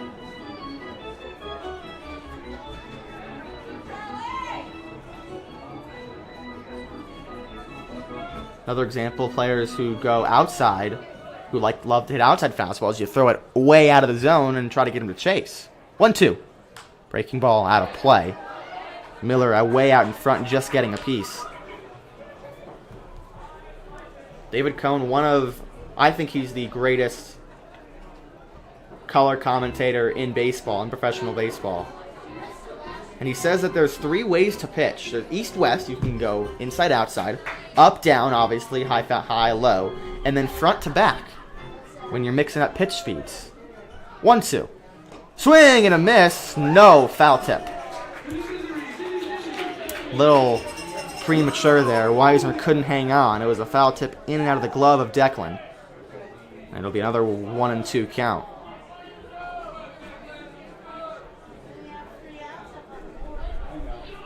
So Chooch really working front and back tonight. Has thrown that curveball very, very well. And has blown some fastballs by these hitters too. 1-2. There's a breaking ball that misses upstairs. Now I have a full count. Scoreboard has 2-2. I believe it's a full count. We're going to go with that. Runner on first. Hitter is Tyler Miller. And that misses low, and Chooch is really, really amped up. Some chirping from Tony, and out comes Trent Kiefer to talk to Charlie Deeds to calm him down a little bit. And that's a good visit. There are really good visits, and then there are bad visits. This is a really good visit because not only does that push the go-ahead runner in scoring position, but Charlie Deeds showed a lot of emotion after that. And you got to just calm him down to make sure he's not getting too ahead of himself and can bear down and get this out. Mason Levitt's going to be the hitter who has gotten out twice today. So, you're not going to pull Chooch here. He's still your best shot to get this out. And really flirting with that backwards K there. But a walk with 2 outs after the hit by pitch. Tony was really upset in the third base dugout, chirping at our home plate umpire Josh Wagner a little bit. Looked like it was just low. Now, when I say Chooch was amped up, he was, shoving his fist, and not at the home plate umpire, but he was a little frustrated, excited that he executed that pitch. And that was a long visit from Kiefer, and that's a very, very smart visit, because you have to make sure your pitcher in this spot is calm, collected, and is ready to get this out. So the righty Levitt steps in. Just 3 hits for Canyon County tonight. Flynn on second, Miller on first, and the first pitch is in there for Levitt. 0-1. And Chooch will show tons of emotion if he gets this out. I can guarantee you. 0-1. Breaking ball just outside. Mikey Calia is screaming. And that was close. 1-1. So Calia, you could see his head pop up, or I can see his head pop up after that. Might have gotten a warning, can't really tell. 1-1, fouled away, so ball don't lie. It's a second strike anyways. Chooch went with the fastball there. Big pitch here. Best pitch, I should say, from Chooch. Looking for just his 3rd strikeout, but preferably a strikeout here. 1-2. Breaking ball. Lined in left field. It's going to be a base hit. It was hit very hard. Walsh fields. And the bases will be loaded as Flynn stays at third, so Chooch tried to front door the breaking ball. It got too much plate. Levitt was on it and just shot it out on a line into left field.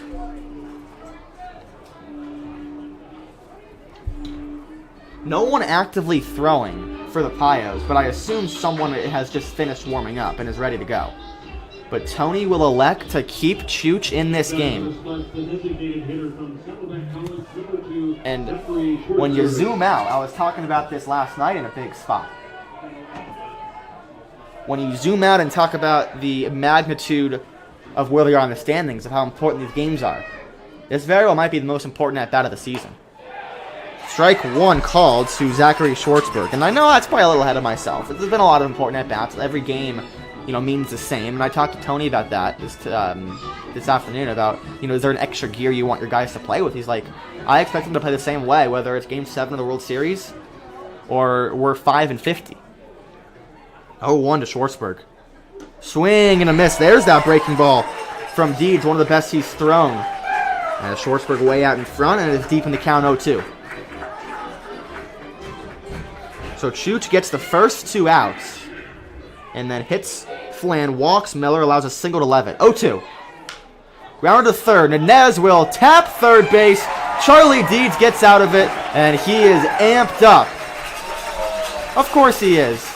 Could be the end of his Pios career. He leaves, as of now, in a tied ball game. 2-2, deuces everywhere. In the middle of the sixth, we'll be right back. It's Pios baseball on KNEB.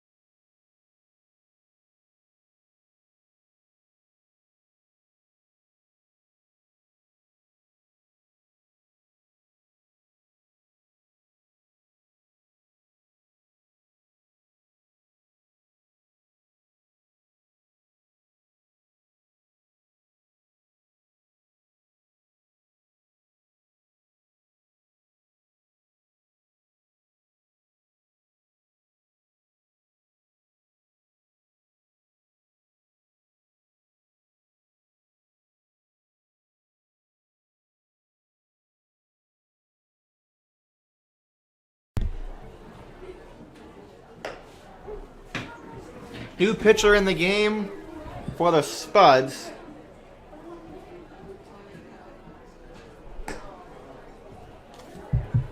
And we'll tell you who it is in about 5 seconds.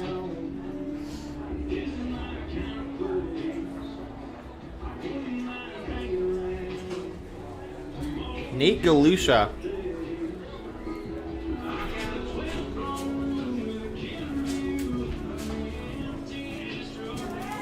He'll face the top of the lineup. Smelko, Jeremiah, Zerfus. From CSU Dominguez Hills, number 7, Eric Smelko.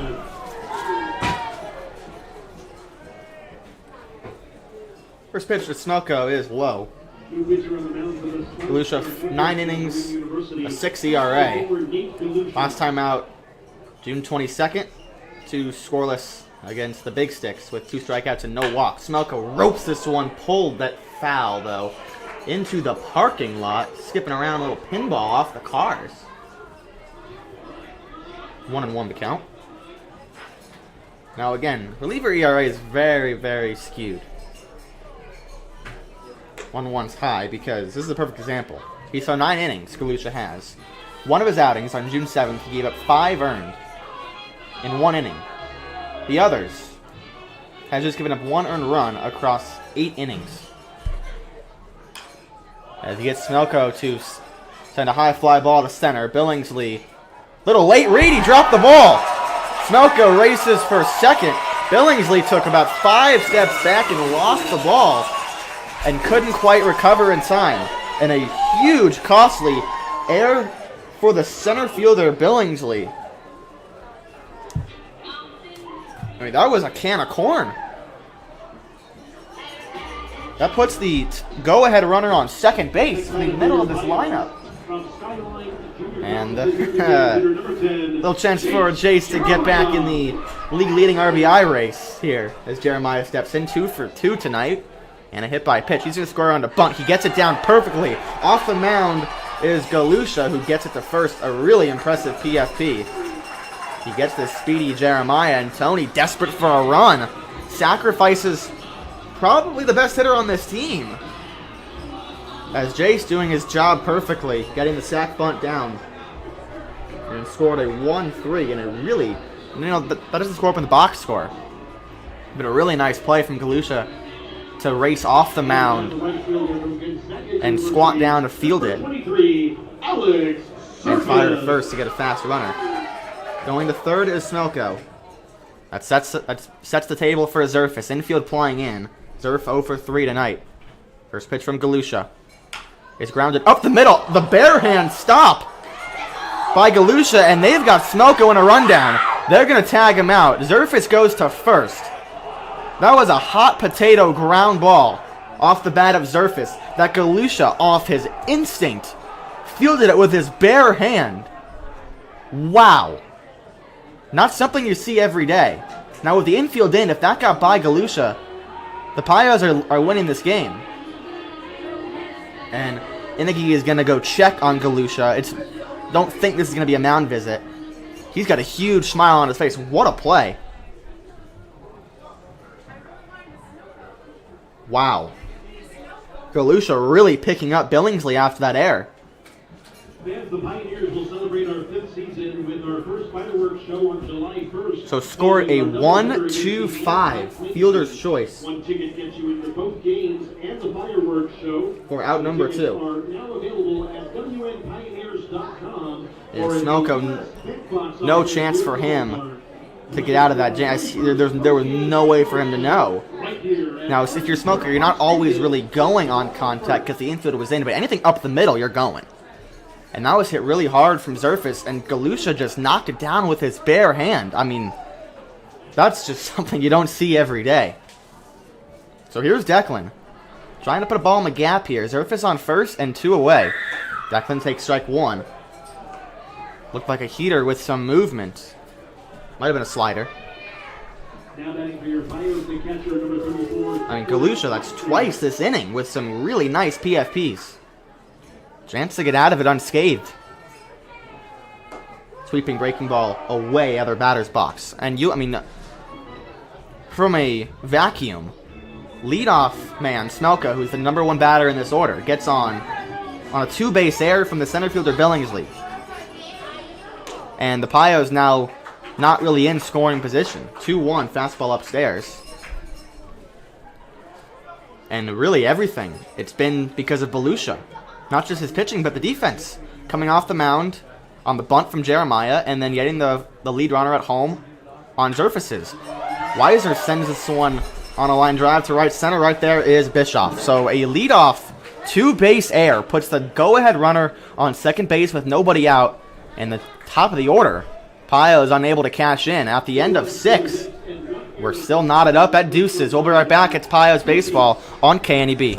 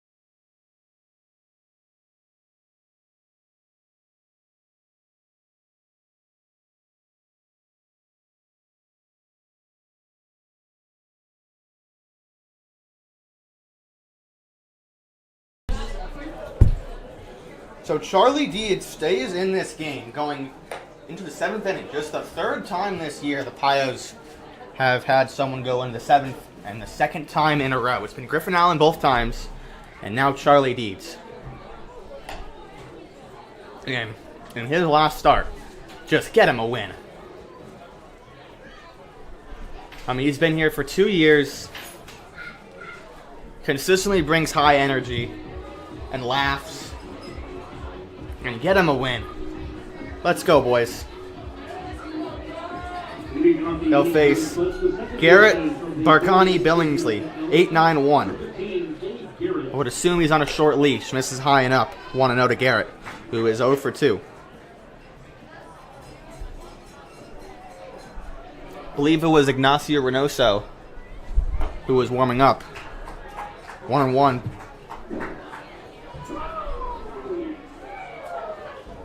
So Chooch actually has gone in the 7th inning. I forgot about the outing in Badlands. There's strike 2. So the 4th time this year. Chooch went 6 1/3, giving up 3 earned, 3 strikeouts, 2 walks, and a 3-1 loss. Breaking ball is sent in the air, right center, shallow. Wall coming up from second base and uses his athleticism to range over there. A lunging swing from Gabe Garrett off the end of the bat.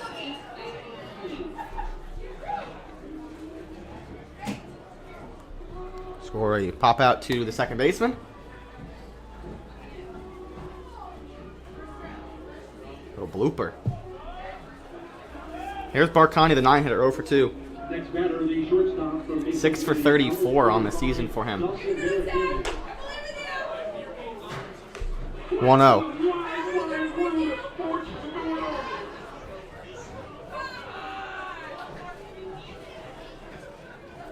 So Chooch and Griff. I mean, we talked about Ryan Sleeman and the outings that he's had. Obviously not here anymore. Multiple times going 6 innings, but he never entered in the 7th. And Deeds done it now twice, and Griff doing it back-to-back starts. That one is fouled back. Jake Curtis is in the chat. Jake, Curdy, we miss you. Hope you're doing better. 1-1 to Barkani. On the ground is short. Lopez. Strong throw to first in time.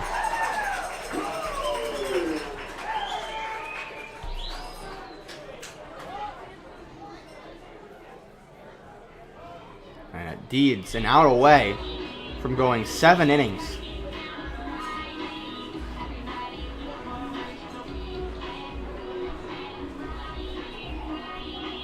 I'm pretty sure that no one has finished 7 innings this year for the Pios. Tony has relied a lot on the bullpen. First pitch is low.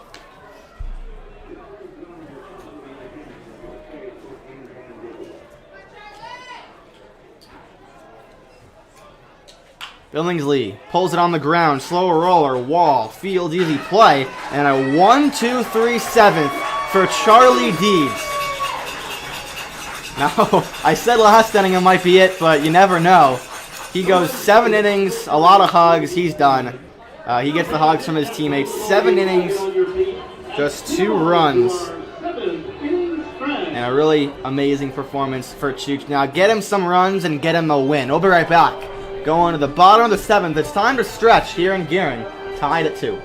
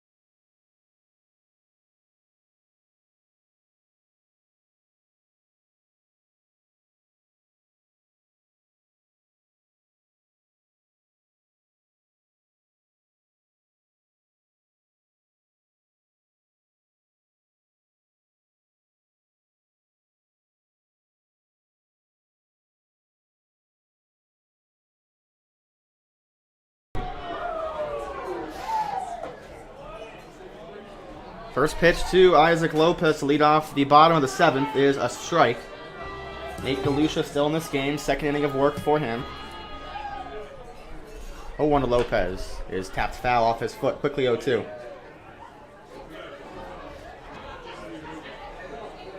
Galusha played some unbelievable defense last inning, working around a leadoff two-base error from the center fielder Riker Billingsley. And then he had a pitcher on the top of the lineup. 0-2 to Lopez. And he fights it off and sends it foul. Still 0-2. 2-2 game here in the 7th.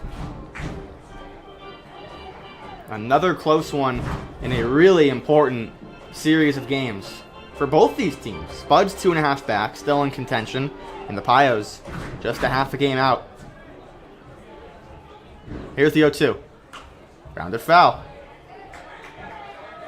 And good news to report. The Nebraska Prospects have defeated the Hastings Sodbusters 4-1. Thanks to a great pitching performance by Richter, who we saw. 6 innings, 1 earned run. I'll put a pen in that. 0-2 to Lopez. Grounded or tapped foul again. So if the Pios win this game, they will be in first place with 3 left. Not sure if Tony knows. He better not know. What's he doing on his phone? Tony may or may not have texted a couple times in the middle of the game. 0-2 to Lopez. Is lifted in the air. Second base. Garrett right there. And he puts it away. So Hastings loses. They were on a 2 or 3 game winning streak. Pios right now on a 2 game winning streak. And they have gone back and forth. Hastings came here to Gearing and took 2 of 3. That's the only series the Pios have lost. They have 2 splits, both with the Prospects here in Gearing. Next batter, the first baseman from the University of Kansas. There's 3, 2, and 1 in series. Also, well, you count technically 4, but it was just a 1-game series against Gem City. Line drive the other way out the bat of Callahan. Right there is Levitt. And quickly 2 away here in the 7th. So the Pios playing with house money tonight, as they'll still be in control of their own destiny. But North Platte did win today. So North Platte actually would be 0.5 games ahead of both the Sodbusters and the Pios. It is a 3-horse race. Even the Moo, just a game and a half back. Now the Prospects, 2.5 back. Now the Prospects have 4 teams to jump, so they're probably out of it. But even the Moo, they got 3 teams to jump, so they're really not in it as well. Walsh, line drive right field, going back. Bischoff towards the track is at the wall. It's going to one-hop the base of the wall. Walsh will round first. He's heading for second. And a 2-out double from PK Walsh that just kept carrying. And the Pios have something churning after 2 quick outs.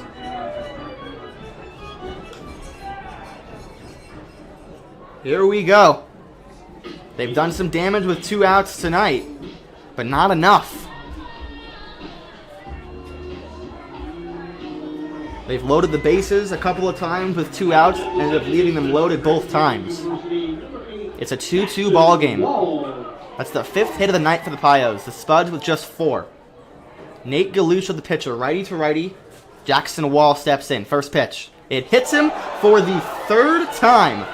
And he's on his knee. A little slow to get up, but looks like he's good. Wow. Jackson Wall getting hit by a pitch 3 straight times.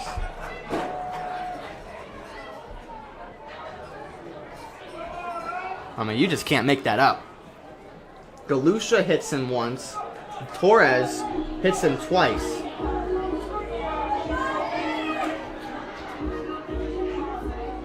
Here's Nanez, another chance for a clutch opportunity. He was joking today. He's hitting 1,000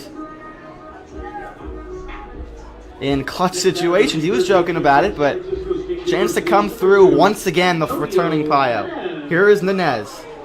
With Walsh on second after the double, Wall on first after the hit by pitch. 2 away. Nanez takes strike 1.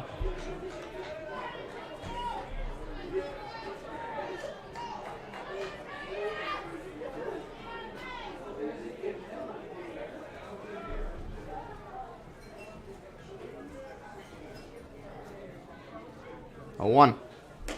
Strike 2. Fastball tailing away, and Inez quickly behind the count. No balls, 2 strikes. He had the game-tying triple in last night's game and scored the go-ahead run the next batter. And that was it. Smelko came around to score 3-1, but that was all the Pilots needed.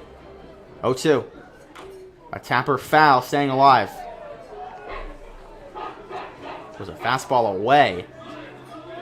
So it looks like Galusha has a fastball and then a really, really slow slider.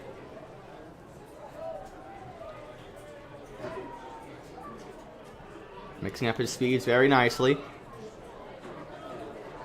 One knock takes the lead. Here in the 7th.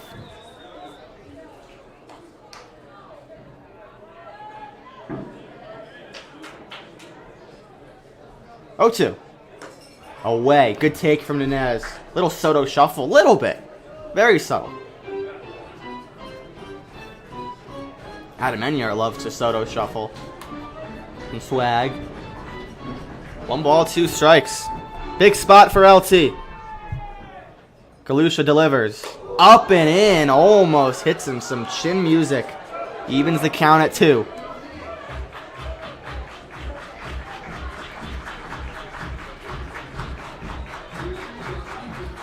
Walsh on second. Wall on first. Both of them reach with 2 outs. Inez the hitter. It's a 2-2 pitch. Up and in again. Loud fastball. Brushing LT off. That will release the runners. Walsh will take off from second. Wall will take off from first. Wall can fly, but he's not the lead runner. Runners go. Ground ball to short. Barkani gets a tough hop. Throw to first in time. And LT can't come through. We go to the 8th. Still tied up at 2 apiece. We'll see who's going to come pitch it. We'll be right back on KNEB.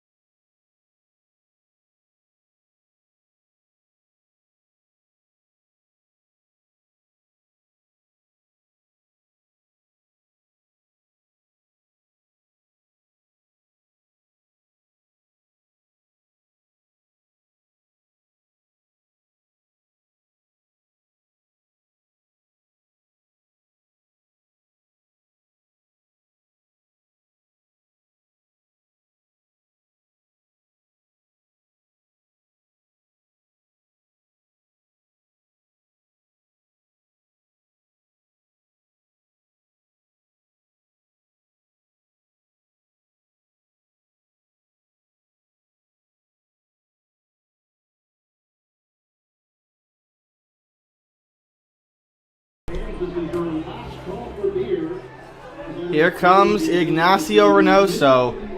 As the sun has set, a beautiful night here in Gering. Charlie Deeds goes 7 strong innings, gives up 2 earned runs.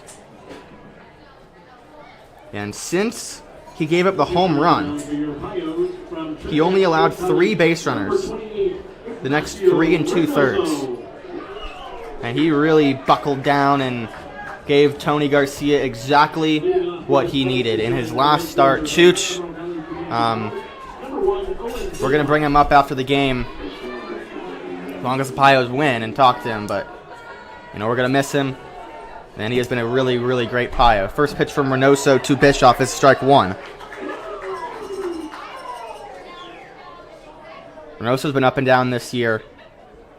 He got hit around a little bit, got really unlucky with a couple of calls in his last outing. 3 earned runs, 3 hits, no walks in .2 innings. But since then, Or up until then, 1-1. So before that outing on June 18th, he had thrown 7 1/3 over 3 appearances and just allowed 1 earned run. And he can chuck it. 1-1. Bischoff 0 for 3 tonight. Strike 2, breaking ball. Really nice pitch. Ahead in the count, 1-2. Looking for a hold.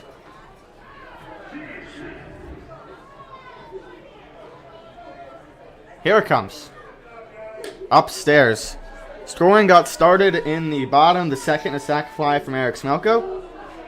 Spuds answered in the fourth with a 2-run home run from Tyler Miller.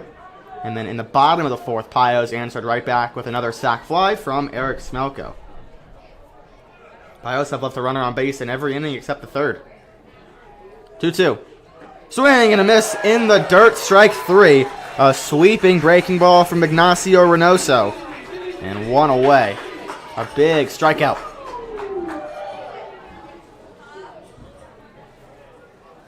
And the last thing Reynoso wanted was to pitch to this man with a runner on base, so he doesn't have to. Tyler Stone, who coming into this season was hitting .391, .446, .663 with 16 extra base hits, but has been shut out 0 for 7 this series with 3 strikeouts.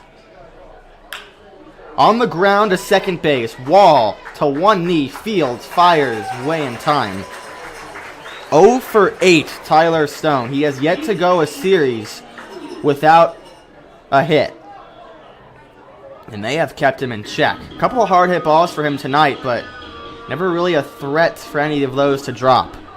Quickly, 2 outs. I have been raving to Tony for like 2 weeks that I just want to call a walk-off so bad. We'll see if it comes to that. Reynoso deals to Flynn and is greeted with a fly ball sent to right center field. There is Zerfus. It's a 1-2-3 inning for Ignacio Reynoso. In the middle of the 8th, Pios coming to bat. We're tied at 2. Don't go anywhere. A tight one, a chance for the Pios to move back into first place with 3 left. We'll be right back on KNEB.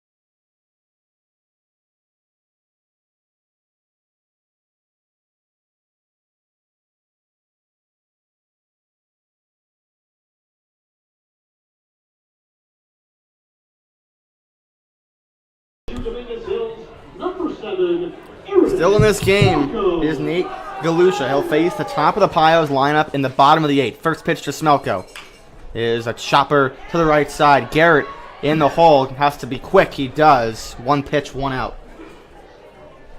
So Smelko now 0 for 3 with 5 plate appearances, 2 runs batted in, 2 sac flies. A strikeout, an E8, and now a ground out. And quickly a 4-3 to get us started. Next Pios batter, the designated hitter from Stoneman Junior College, number 10, Chase Jeremiah. Here's Jeremiah. On the ground. Softly hit. Has to hurry. Flynn, throw to first. Got him. Wow, what a play. 2 pitches, 2 outs. Jeremiah almost hit that soft enough. And quickly 2 away. A 5-3, a really nice play coming in for Peyton Flynn at third. The Spuds have played really, really tight defense outside of, the error from the center fielder Billingsley. There have been a couple close plays. Here's Zerf. Strike 1. 2-2 ball game here at Oregon Trail. Another tight one. Certainly the most important game of baseball being played in the state of Nebraska tonight. Outside. If you got the joke, thank you. Thinking of that, what is the score of that game? Ole Miss and Oklahoma. Swing and a miss. 1-2. It's still going on. 10-3 Ole Miss, bottom 9. Wasn't Ole Miss? Weren't they like the last team in the tournament? Didn't they like almost have a losing record in SEC play? That's crazy. 1-2 to Zerf. Chopper foul down the third baseline. That's crazy. They were like the last team to get in the field. They were the hottest, one of the hottest teams in the country. In Oklahoma, I mean, we were talking about it, our team, on one of the bus rides to North Platte before the regional started, that Oklahoma is an underrated team and they could get to not only the College World Series, but deeper than that. And Ole Miss striking first here in game 1. Zerfus lines this one into center field. It's going to be a base hit. Another start to a 2-out rally. Zerfus gets his first hit of the night, first hit of the series. Was previously 0 for 8.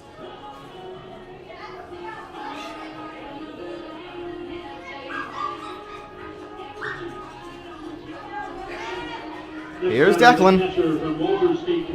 So a win for the Pilots puts them back in first place with 3 games left in the first half. You clinch a playoff spot by winning one of the halves. It's very weird. It's very different. Wisner swings right through that off-speed 0-1.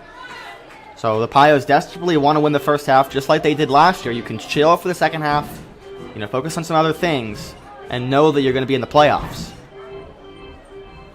Tony wants nothing more than that. Snaps a breaking ball 0-2. Really good pitch. A tight break from Galusha.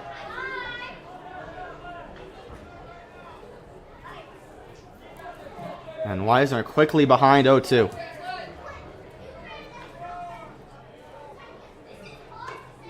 That's upstairs. I assume there's people from Hastings, people from North Platte watching this game, rooting for us to lose. North Platte walked it off tonight, or this afternoon, against Casper, a game that they trailed in the 8th inning, 5-3. They came all the way back and walked it off in the 10th. Wisner takes ball 2.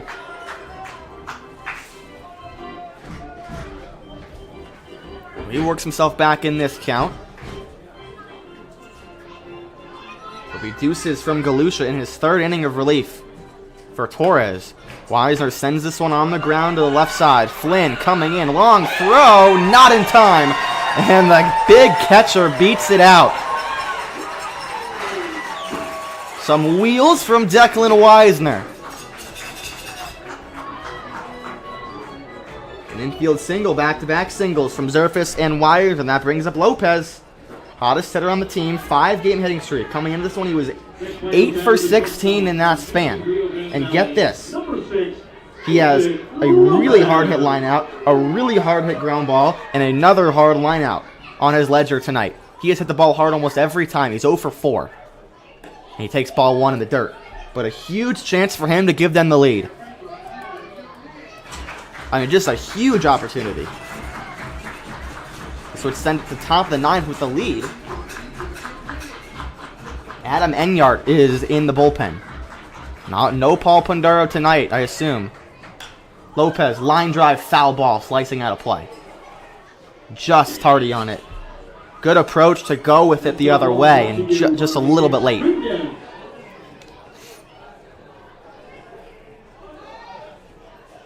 It's interesting because North Platte and Hastings, both the teams the Pios are battling against, they play them Monday, Tuesday, Wednesday.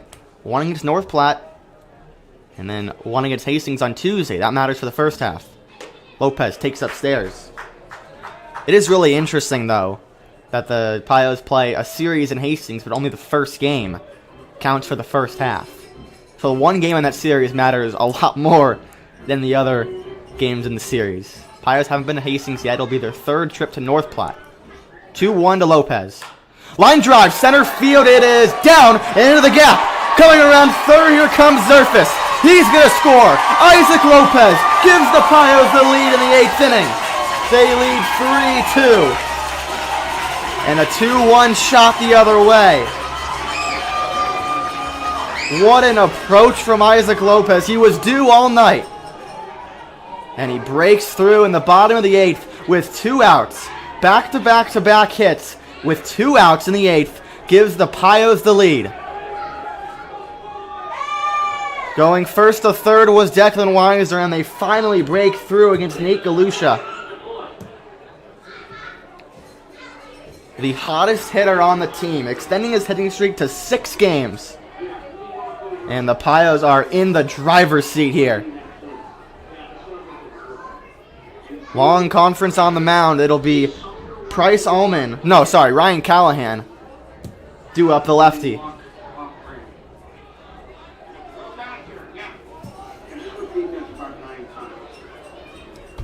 Callie would love to break through here. First game in over a week. Almost 2 weeks. And a big spot. Trying for more. We've seen how quickly 1-2 run leads can diminish, but a huge spot, huge hit for Lopez.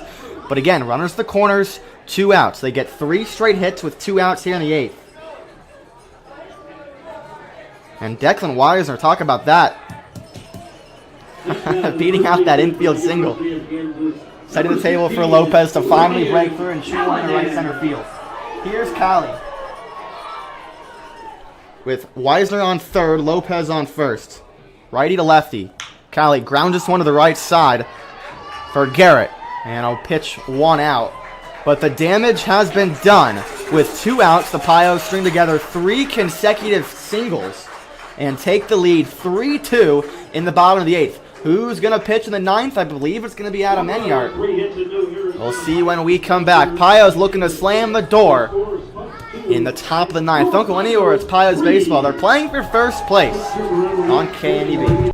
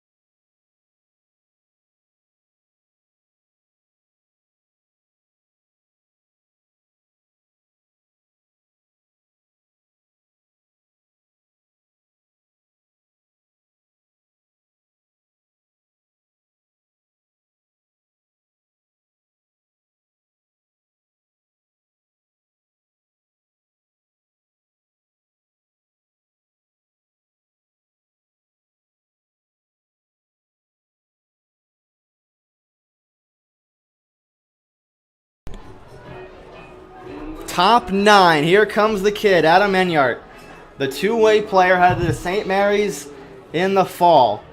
Trying to close this one out. 3-2 Pios lead.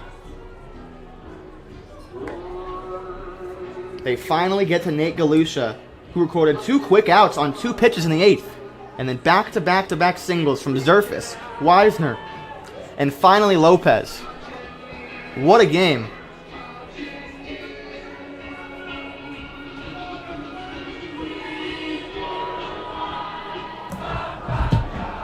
And Enyart in his 3rd appearance, looking to get his first save of the year. 2 innings for him, 1 hit, 1 walk, 5 strikeouts. He's been very dominant. Here we go. If the Pios win, after this there's 1 more game against Canyon County, 1 in North Platte, 1 in Hastings. That's it for the rest of the first half. And the Pios would be .5 games ahead of both the Sodbusters and the Plainsmen going into tomorrow. The magnitude of this inning can... there aren't enough words for it. Pios desperately want to get back to the postseason after the sweep last year at the hands of Spearfish, where they got eliminated, I believe, right here in Gering. First pitch from Enyart to Tyler Miller is fouled off. It'll be Miller, Levitt, and Schwartzberg.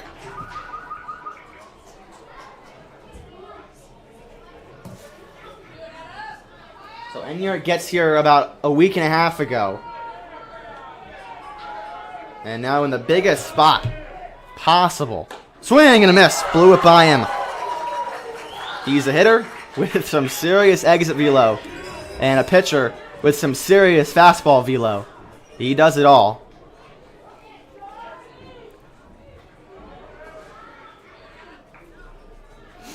Pios lead 3-2. The leadoff man this inning is Tyler Miller. 0-2 from Enyart. Grounded just foul. If you are just joining us, you have missed a very good game. Pios jumped off to a 1-0 lead. Spuds quickly answered with 2. Pios answered that with 1. Scoreless the last 4, and then in the bottom of the 8th with 2 outs, the Pios get 3 straight singles to take the lead 3-2. Came off of a single from Isaac Lopez, who had been due all night, hitting the ball hard pretty much every at-bat. 0-2 in the dirt, taken.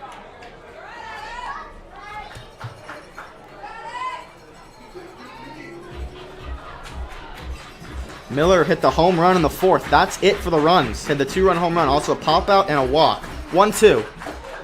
Runs at the ankles with the fastball. 2-2.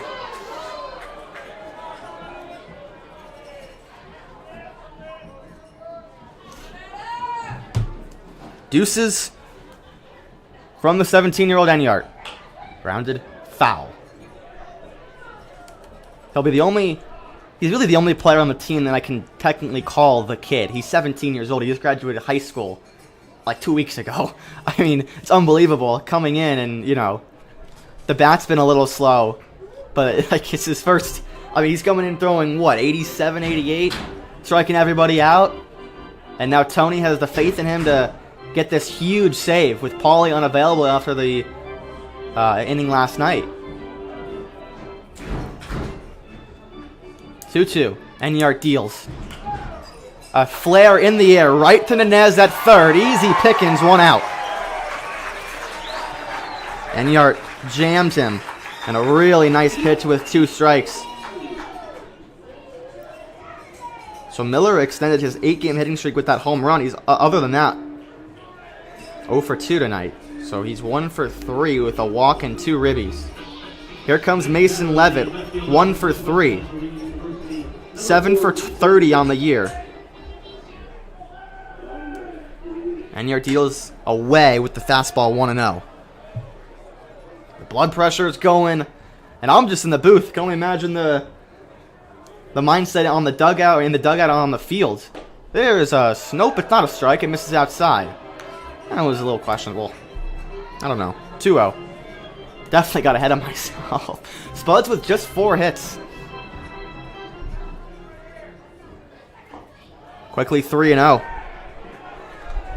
Spuds' last hit came by this man, Mason Levitt, in the 6th. Their last base runner, too. They've been shut down the stretch by Deeds and Reynoso. There's a strike. 2 outs away from retaking first place.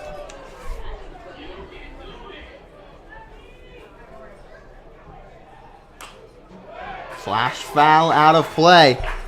Count is full.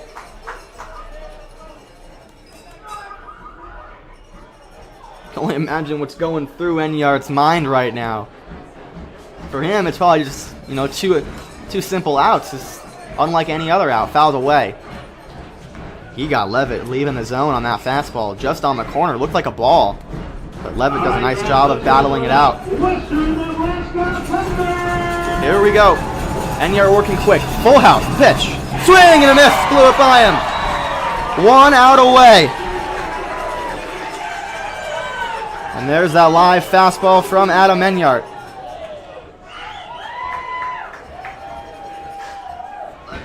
That'll bring in Schwartzberg. 1 for 3 tonight. Don't go anywhere after this. The Run's a post-game show. Hoping this is it. Enyart's first pitch to Schwartzberg. Breaking ball misses upstairs, ball 1.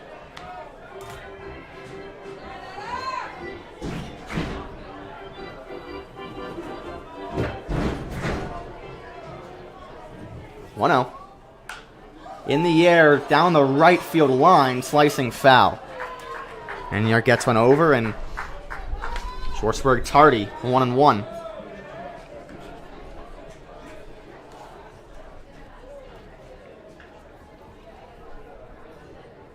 Fans can sense it. Pio's looking for their 3rd straight win. Enyart trying to do it. 1-1. Outside. Little miss with the fastball.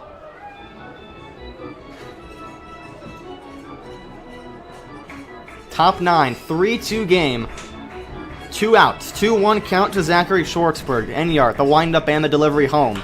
It is on the ground to the right side. Wall has it. Easy throw. Got him. Pios win. 3-2. They're back in first place with 3 left. No one happier than Charlie Deeds, who comes right up on the mound with a skip in his step. Reynoso gets the win. Enyart the save. Deeds goes 7 strong. And the go-ahead single comes off the bat of Isaac Lopez. What a win for the Pios. They win once again with 3 runs due to very, very lockdown pitching down the stretch.